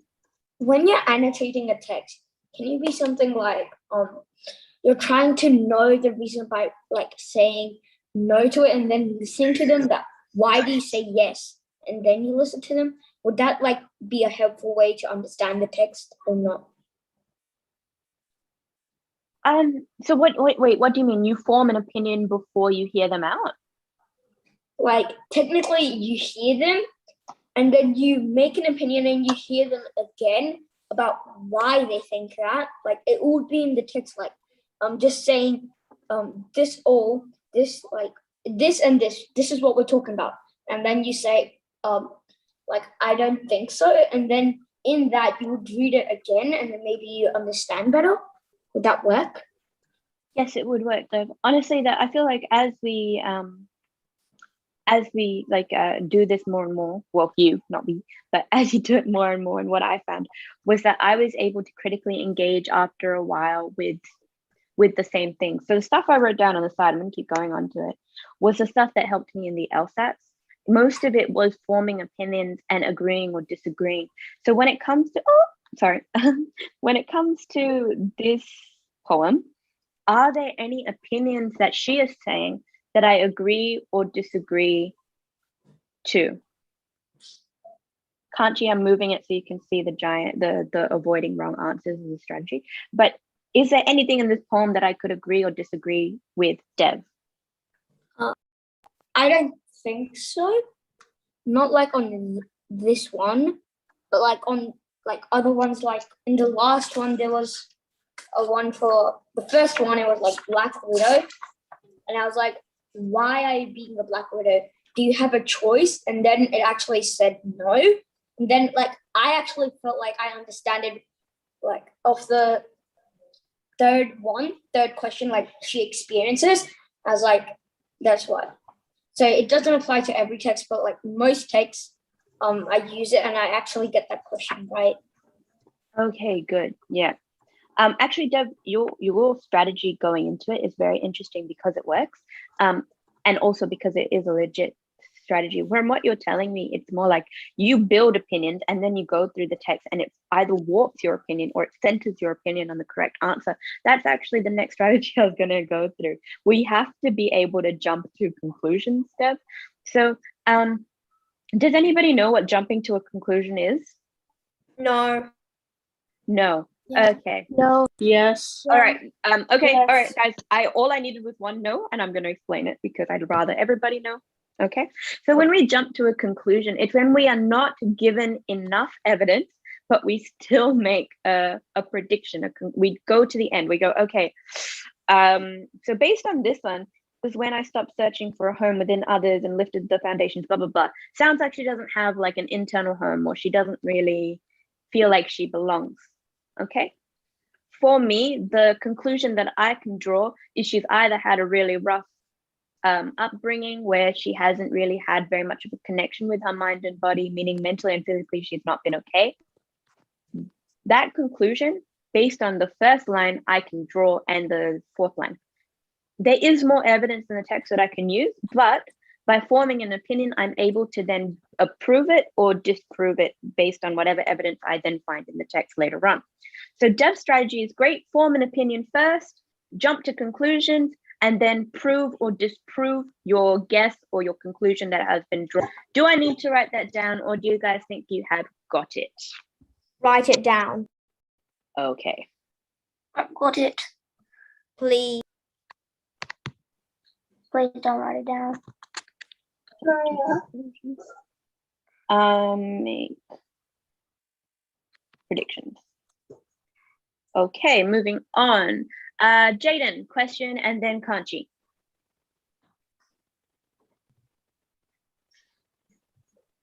Jaden?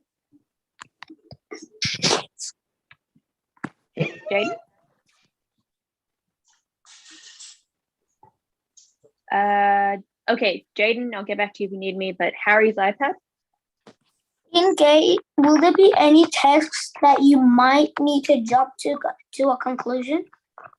Well, what No. So why we jump to a conclusion and why we make predictions, a better way to put it, guys, is to, let me just change that. Making predictions, jumping to conclusions, I want you to consider that as its own strategy. Okay? So they're the same thing, technically. Now, the reason that I'm putting them in one is because I never want you to think that anything is unfounded. There is always evidence to justify at least something that you're saying. You can't just have a wacky opinion that has not come from the text, Harry. So, yes, you will need to make predictions and comprehensions, but you will never need to jump to a conclusion because the answer will never be a jump. It will always be founded by evidence. I hope that makes sense. Okay, thank you. No problem. And Kanchi, and then we're going to go to the next strategy. Oh, sorry. I think I was up by an accident. No, that's okay. All right, moving on. So let's see whether we can figure out the answer to this question. So my brother had a very good technique for how you could practice these kind of questions at home in terms of literal. Now, I know we've gone on and on and on about summarizing text. I still strongly believe in that. But he had a bit of a thing that he did when he was sitting gate that he feels helped him. Before answering the question, he would try to understand the question type. When he understood the question type, it helped him to narrow down what kind of answers would be appropriate. That means that he could discount answers without having to read them, okay? Without having to really understand them. So the next one would be confirm the scope of answers. So make sure, confirm the scope of answers, what kind of answers you're being provided. So you're not just looking blindly in the text for them.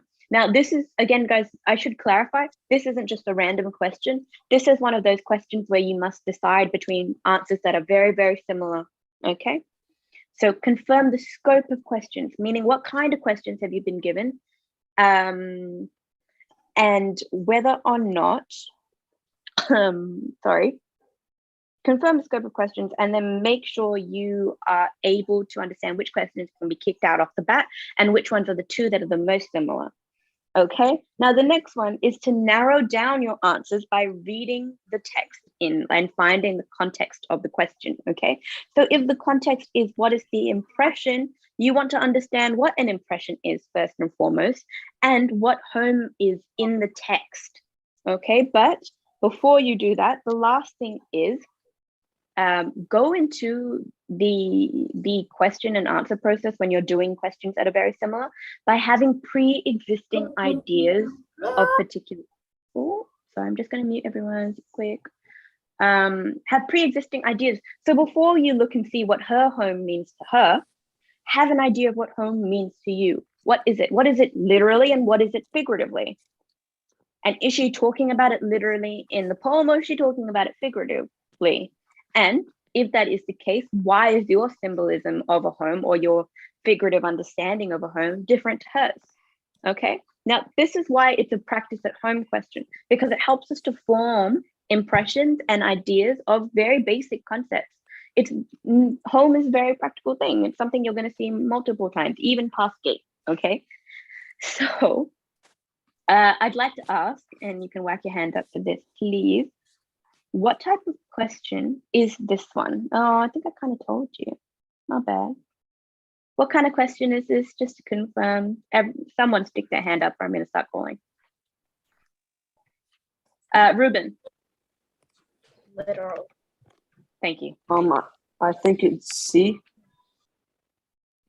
Oh, awesome. You answered the question. But do we know what kind of, well, it is a little question. So you said it was C?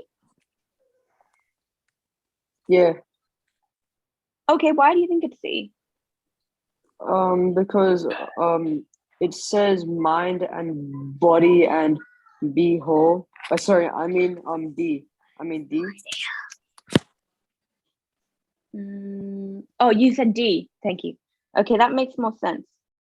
Yes, Ruben, thank you. The answer is D. Does anybody want to provide another justification as to why the answer is D? Because technically, Ruben, answers that are very similar will have those same words in there anyways. If you look at C, right? C is similar and could have been the answer if I had chosen to word it as such, because it talks about physically and mentally. when you talk about mind and body, the body is physical and the mind is mental. Well, not saying that you are mental, but it's like a mental space.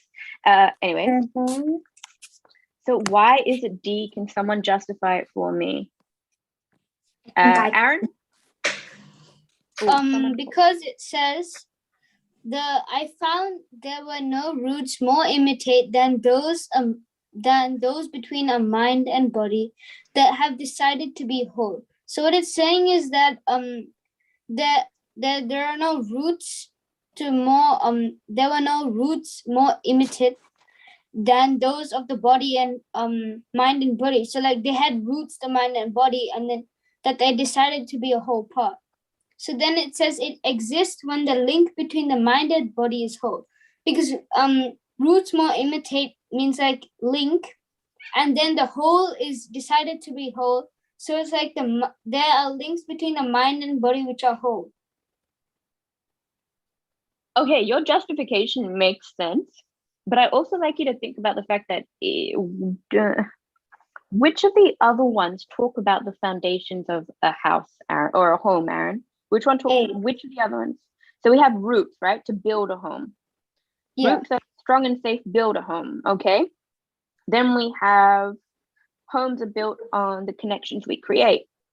Yeah. And then we have C. All right. Yeah. So these two, right? These two, the only one that I would say comes close to your justification in terms of being similar would be A. Okay. And the reason for that is because she says that she goes to the root, the foundation of a house. Can you have something without a foundation? Can it just exist? No. So that's, I pretty much saw it like that. Animals don't have a foundation. But someone said that animals don't have a foundation, but animals have a skeleton. It is just the base in which they grow from, pretty much. But I guess if you want to go back to like chicken and egg stuff, egg would be foundation in this case. Look, I didn't do very much biology in high school.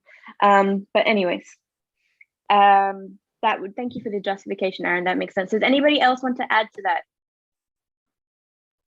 You can call out. Yeah? All right. Yep. Is that me? Was that me? No. That was Deb. Okay, now I say me because someone's name tag had like me. I'm not talking about me. All right, Deb, hit me.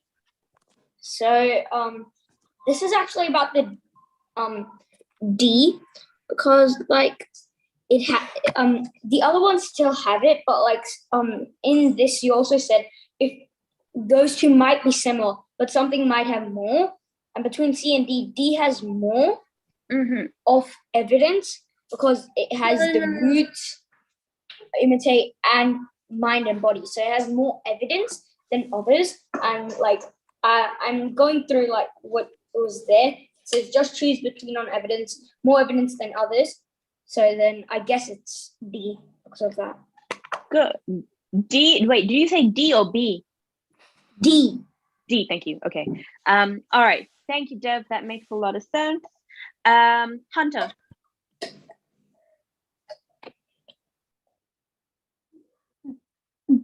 Maria. Wait. Hold on. Did you have your hand up? There's a line. No. It was not about this. My internet cut and I just had to rejoin. Oh yeah, no, Garrett, remember, you don't have to ask me. I'll always add you guys back in. It's all good. Okay, Aaron, last question. Oh, so that was what I had last time. All right, 6. Thank you. Okay, guys, well done. That was a good justification. Now moving on. Okay. Yeah. Jaden, yeah. This is not a question about this, but can I still ask it? Can you wait till the end to ask any non-comprehension related questions? Okay. Thank you. Or put it in the chat. I'm really bad at going through the chat. It's a risk, but go for it. I think I put it in the chat already. Oh, okay. Yep. Save it then till the end, okay? Advik, question about comprehension, please. Could you go back to the steps from practicing so I could write it down, please? This one? Yeah. All right, I'll leave it there for a little bit, but I'll keep going with the comprehension strategies while we're here. Kanji, come on, put your hand up. I know you know how to do it. For like, can you repeat the third strategy? Because I'm getting really confused with it. All right. Well, the third strategy in terms of disproving your, is that the one you're talking about? Disproving the which question is right? One that was with annotate to engage and change mindset and stuff like that. Right. So Advik, 2 seconds. I'm just gonna go up a sec, see what I wrote. All right, Kanchi, which part? What was the third strategy? This one. I'll make predictions. So this is 1, 2, 3, and this one would be 4. So these are all strategies. Well, I'm just gonna take a screenshot of that. Yep, that would be great. Then Advik can copy down the steps. Thanks. No problem. I'll go back in 2 seconds. Okay. Anyways, back to, I was talking about the mindset you take when you answer a comprehension question, right? So what really helped in my LSATs was when I read the text slowly, but then I answered the questions very quickly. Now, the reason for that is if you can get into the headspace of going, I'm going to read with purpose and I'm going to read in a calm manner, it's more likely you'll retain it. Therefore, you won't have to keep going back and forth and back and forth and back and forth for certain questions. Okay. So that was one of them. So read slow, answer fast is another strategy.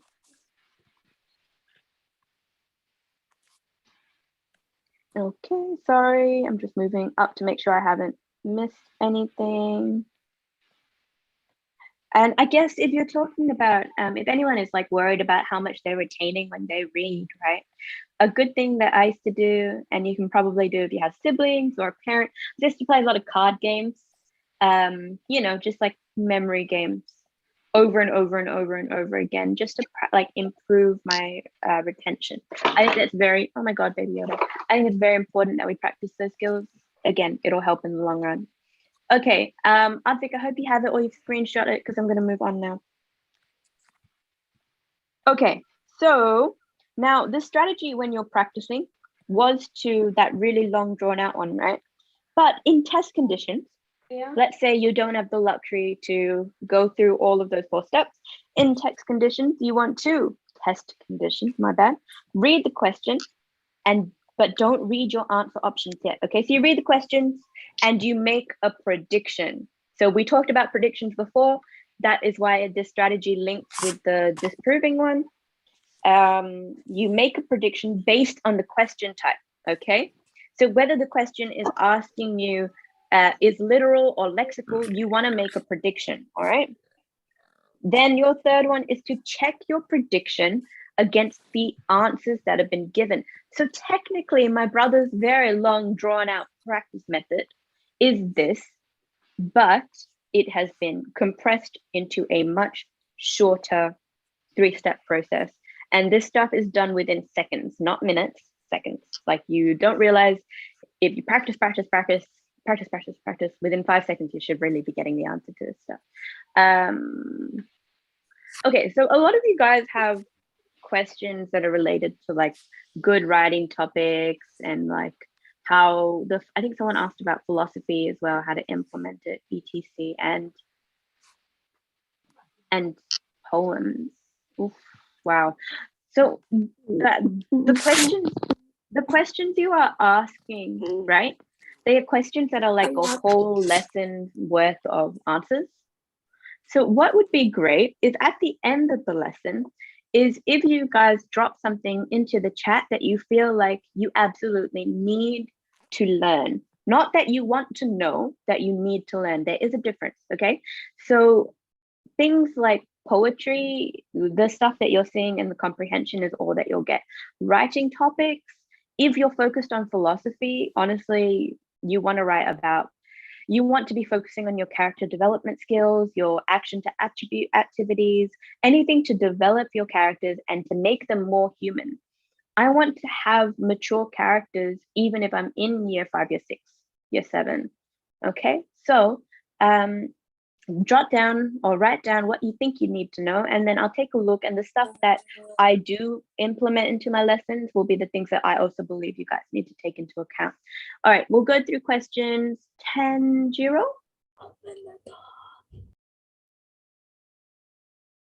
10-0? No?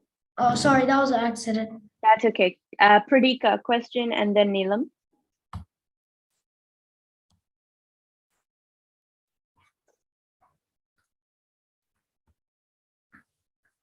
Pradika?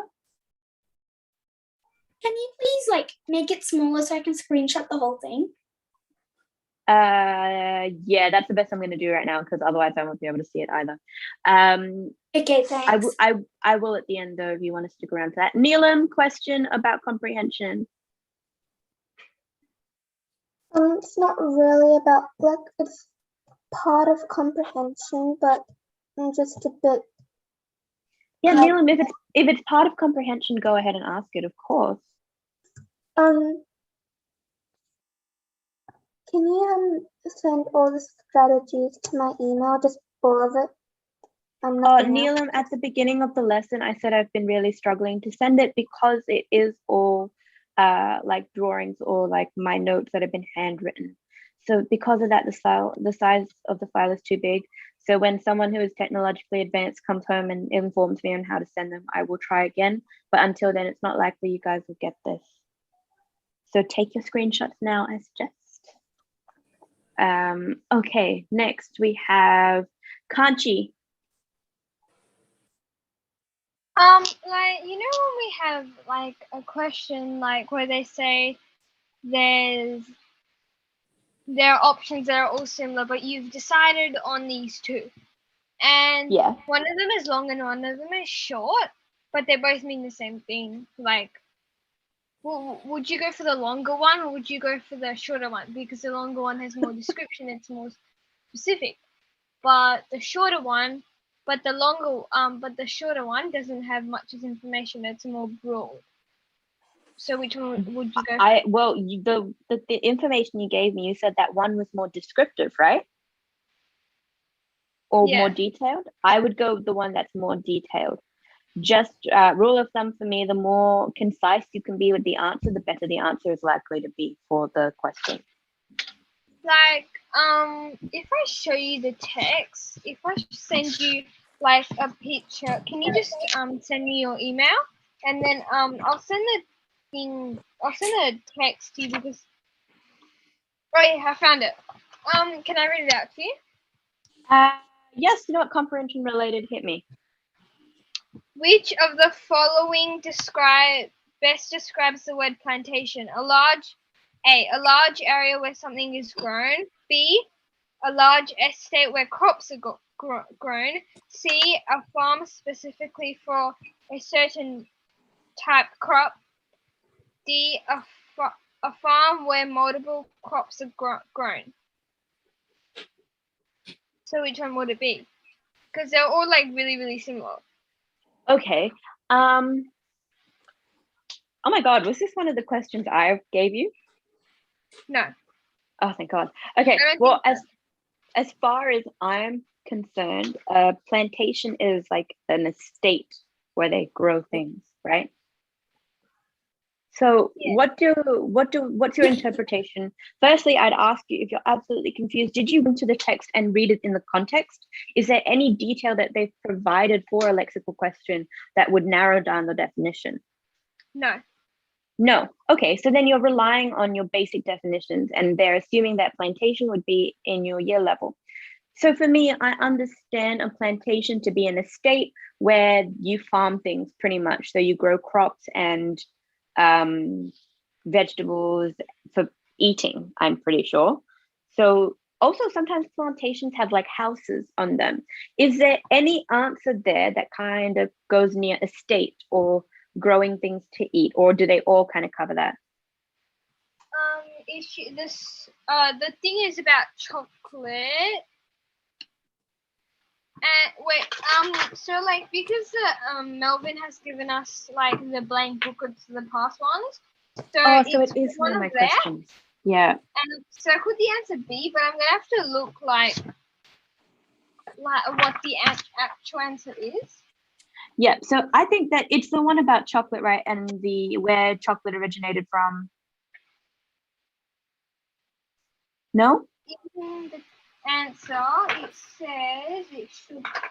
It's a history of chocolate. Yeah, it's B, the large estate one. Oh, is it? So it's the answer's B? Yeah, a large estate where crops are grown. Okay, great. So it is right. Thanks. No problem. Always try to think of what details you know and then implement that into the answer. And guys, that relates to any lexical question. Think about what you know from the definition. You never have to know the whole definition, just what you know about the definition, and try to implement that into the answers that are there. Are there any that kind of relate to your understanding? Okay, next one would be Malishi question. What books do you prefer to read? For GATE? There are just so many. Malishi, can you put that question in the chat and I'll type up a bunch for you at the end? My chat is directed to Melvin only. Oh, can you change that, guys? Can you message me? Surely everyone. You can. So, Malishi, do you not have Melvin's that? name? Then press Maria. Okay, Yes. thank you. No problem. Okay, Hashika? With the in the test conditions, you know how you with number 2, you said make a prediction based on the question type. Can you explain that to me? I don't really understand it. Okay, so we know how we have different question types for comprehension, right? Yes. Yes. So based on that, we know that, okay, let's say it's a literal question, right? Yeah. We know that the answer must come directly from the text. It means that you can't have like a wacky opinion from nowhere, or you can't take something from elsewhere and implement it. It must come directly from the text if it's a literal question. Does that make sense? Yeah. Okay. I hope that covered it for you. Manners question. Thank you. This isn't related to reading comprehension. Can I still ask it? Okay, yeah, we are at the end of the lesson pretty much. Go ahead and question me. Sorry, I've had like 6 coffees today. Hit me. So when you write when someone is thinking something like he wanted to hit the wall, he thought, would you write he wanted to hit the wall in speech marks? He wanted to hit the wall. Did he say that, or thought that? If he thought it, then no. Your thinking does not have to be in quotation marks. Quotation marks are direct for dialogue only, or a quote. No problem. Manners question. I forgot to put my hand down.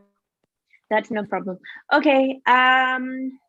Look, if your question is about leaving, you are more than welcome to. I am going to answer questions and do any related to English right now.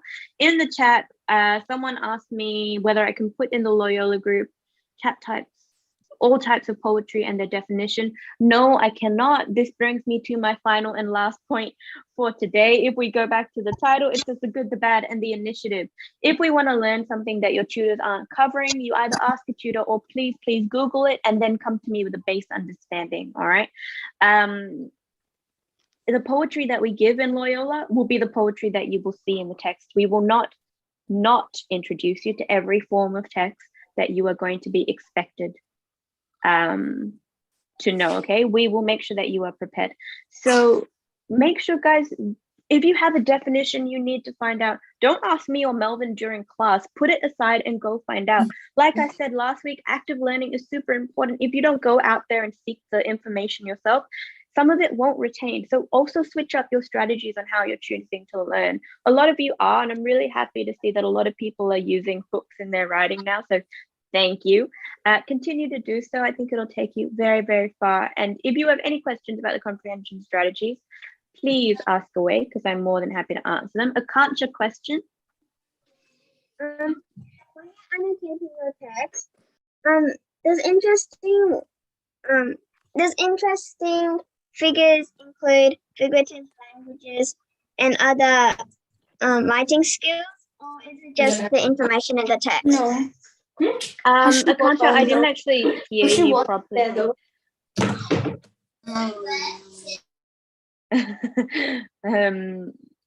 Akansha, I didn't actually hear you. Do you think you could try that one again, please? When you're annotating your text, does the interesting figures include figurative languages, or is it just the information in the text? Not figures, but features. So it's just interesting facts, you know. Sometimes I write down interesting things. I'm like, oh, that's cool. Like Kanchi was talking about a text called The History of Chocolate before, I think. It talks about like the Aztecs and their beliefs around chocolate. For me, when I was annotating that text, I pulled it, I like drew an arrow to the side and I was like, oh my God, this is kind of cool. And then I went and I looked at like the Aztecs and the Mayans and how they believed that God or the chocolate is related to the gods, etc. So it's more like just interesting facts that you find in these texts, because you don't know how that is going to affect the answers that you see later. Interesting facts could be like, which of the following was included, which of the following wasn't included. That's where they normally try to shove the interesting facts in. So yeah, make a note of it. It'll help, okay? Moving on, Tarun. Yeah. Can you please scroll down, please, Maria? Okay, guys, I hope you're screenshotting and not writing notes. And if you are writing notes, I do apologize. I know that. Where do you want me to scroll to? Just until the test conditions. All right, there you go. All right, Dion, question. Yeah, what do you do if you're not getting enough time for the reading comprehension? If you like you're really pushed on time, can I ask how many questions you normally have left? 3. Yeah, about like 2 to. Oh, okay. So what I used to do when I was practicing, when I wasn't making the time, reading quicker did not make it any better for me. But what I would do was I would read for 20 minutes every night, just to improve this one skill, okay? So you read in your head for 10 minutes and then you read out loud for the next 10 minutes. That's one way you can try to improve your time, because it goes with how much you are seeing and speaking at the same time. So also read the text under your breath.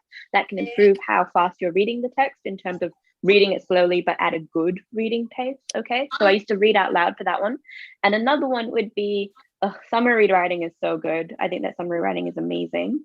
But also think about the kind of questions that you're getting stumped on. Make sure you scan through the questions and don't do it sequentially if you feel like it's, don't do it in order. If you feel like there's one question that's harder or weaker, make sure you do the questions that I believe I do the harder ones quicker and I leave the easy ones till last, or what I believe to be the easy ones. The easy ones are the literal questions. The harder ones are your effective and interpretive questions, okay? Yeah, thank you. No problem. Okay, Pradika, question. I wasn't here last week, so do you still have like the things from last week? I'd like to screenshot them. Yeah, I can. I'll do it at the end, okay? It just remind me in the chat. I promise I will do it at the very end after all the questions are done. All right, Oppo, find X2 Neo. Cool name. I know that's your phone, but still. Oppo? Hi. Hi. What type of books would you recommend for reading? Okay, so we're all going back to that reading question, all right? So what can I do? Hold on. I think yeah, there we go. Okay, copy. Let me see whether I can put this into the chat. Hopefully, I don't know whether it's gonna work or not. Oh, it's working. There we go. Okay, no more book questions. They're all in the chat, the ones that I love. Okay, next one, Jaden, question. It was about the book questions too. Okay, did that cover it? The books that I just put in the chat? Yep, I just put them in the chat. But the one I think I didn't put in there that I really love, and I got a couple of my kids to read, not my biological children, sorry. Ranger's Apprentice. Ranger's Apprentice was a really, really good set of books for anyone who wants to write an adventure narrative, okay? Moving on, we have Harry's iPad. Would reading David Walliams' books help you in like writing, like, what am I trying to say? Do you like reading David Williams? Yeah. If you like him, don't stop reading him. But I would suggest that you be a little bit strategic with what you're reading leading up to Gate. Books are great in terms of the plots that they can introduce us to, right? But they're also good for technical elements. So when, like, it's an example of understanding that we can change the grammar and punctuation of text, like, you know, starting a text with a lowercase for a particular effect. Understanding how authors do that, that's what you learn from books as well. Anyways, so yes, I would recommend you get a little bit strategic with what you're reading leading on. But no, David Williams should be fine. I just think I wasn't a fan of him when I was growing up, so I have a little bit of a bias there. All right, Vigila, question. Maria, can you please zoom out the second page so I can screenshot it? There you go. Okay, Thank you. next question. No problem. Hunter. Answers in the chat. Answers in the chat? Huh? You mean questions in the chat? Oh, is this about your utilitarianism question, the philosophy concept? Is that what you wanted help with? Yes. Can I say it out loud, or would you prefer a written one? It would. Okay, never mind. I'm going to say it out loud. How can you link it to the idea you have? Utilitarianism. Well, hello. How would you link it for the greater good? Can I have a little bit of time to think about it, because I need a plot example? Sure. So what I'll do is, if I don't see you next week, I'll send it to somebody to send it to you. Okay, Hunter? Sure. Thank you. I'm sorry I can't answer it now. I need a bit of a plot to go with. All right. Still Neelam, questions? Can you go to the strategies so I can screenshot it, and can you also zoom it? This one? The strategies. There you go. Okay, and then Oppo, question. Like that. Advik, question. For reading comprehension, would underlining help you answer questions? That depends on what you're underlining. If you're just underlining random words, then probably not. But if you underline things like in this text, what I would have underlined if I was, you know, a year 6 kid who was practicing and annotating, what would I have done? Oh, are you talking about a test situation or a practice situation? Like test situation. Okay, I probably would have underlined it. I.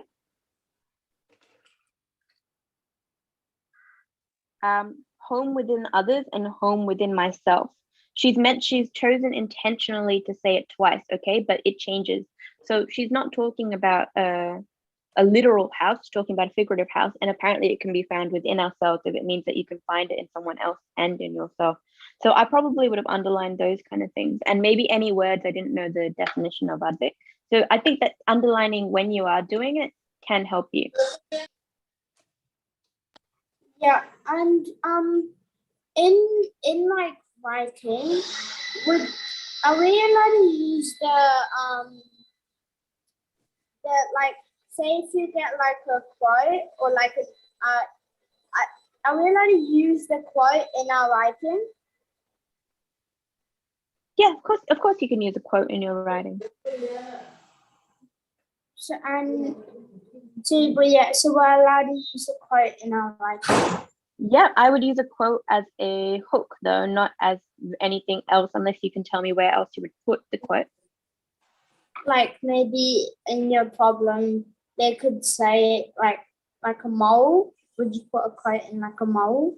So Oh, so you want to, yeah, that should be fine. I think that also shows your like extra knowledge as well. If you do it well, then it works, Advik. If you're just putting it in there and expecting people to understand that they're saying it and it seems very unnatural, then it probably won't go your way. But yeah, if you're doing it in like in a decent way, then it should be fine. okay. Okay, thank you. Bye. No problem. All right, there are still a bunch of people with their hands up, but the class is over. Brush and Pradika, don't worry, I haven't forgotten. I will go through everything. Yeah, thanks. So this is not related to English, but can you please tell me what's the difference between abstract reasoning and quantitative reasoning? Oh, I cannot. I'm so sorry. I don't even go near it with a 10-foot pole. I would not. I'm just English, my friends. You don't want to hear any kind of explanation I have for anything else. But definitely ask Melvin next week, okay? Sure. Okay. Obo, you still have your hand up. I'm assuming that's an accident. Quantitative reasoning is math, and abstract reasoning is general ability. Oh, thank you to that person. All right, next. Bye, Maria. Bye, guys. All right, Pradika, I'm going to hold it on a couple of pages for you, okay? I don't know where we started off. Here we go. I think we started with creative last week. Thanks, Maria. No problem. Take your time. But everybody else, we are done unless you have very important questions about English. I will be here until Pradika takes all her screenshots. Can you please go to the next page? See you, Maria. Bye, guys. Bye, Maria. Bye. Maria. Yeah. Can you did you receive the message I sent you? Oh, Siddharth, there is no such thing as the most important comprehension topic. They're all important, but my favorite one has been the Captain America one and the Black Widow one. Kanchi. Oh, by the way, I like the Black Widow text and the Little Mermaid one. Thanks, Kanchi. Can you please go to the next one? Yeah. Kanchi, I can't see it, but whack it in the chat again. Okay. Oh, Siddharth, there is no, what do you mean comprehension topic? Like the strategy or the topics that have been given in Loyola?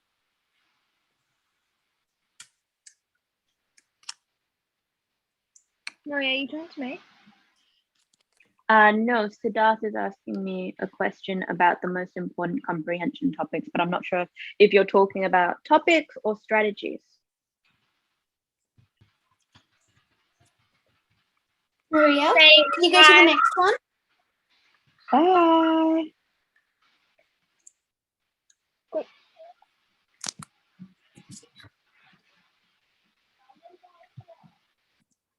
Can you please go to the next one?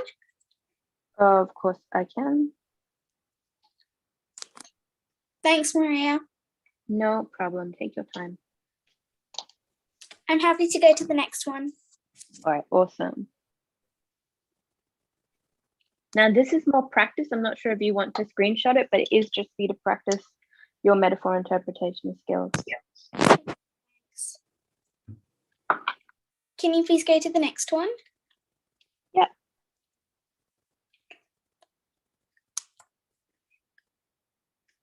Can you please go to the next one? This has kind of been like put off a little bit. I'm sorry. I wouldn't screenshot this one. Okay. The writing advice, I'm going to write it up again for next week, so don't worry about that. But the what to work on this week would be important. Okay. Thanks, Maria. No problem. All right, that is it. Wait, you're done, Pradika, right? Yeah. Okay, super. All right, ciao. Bye. Bye.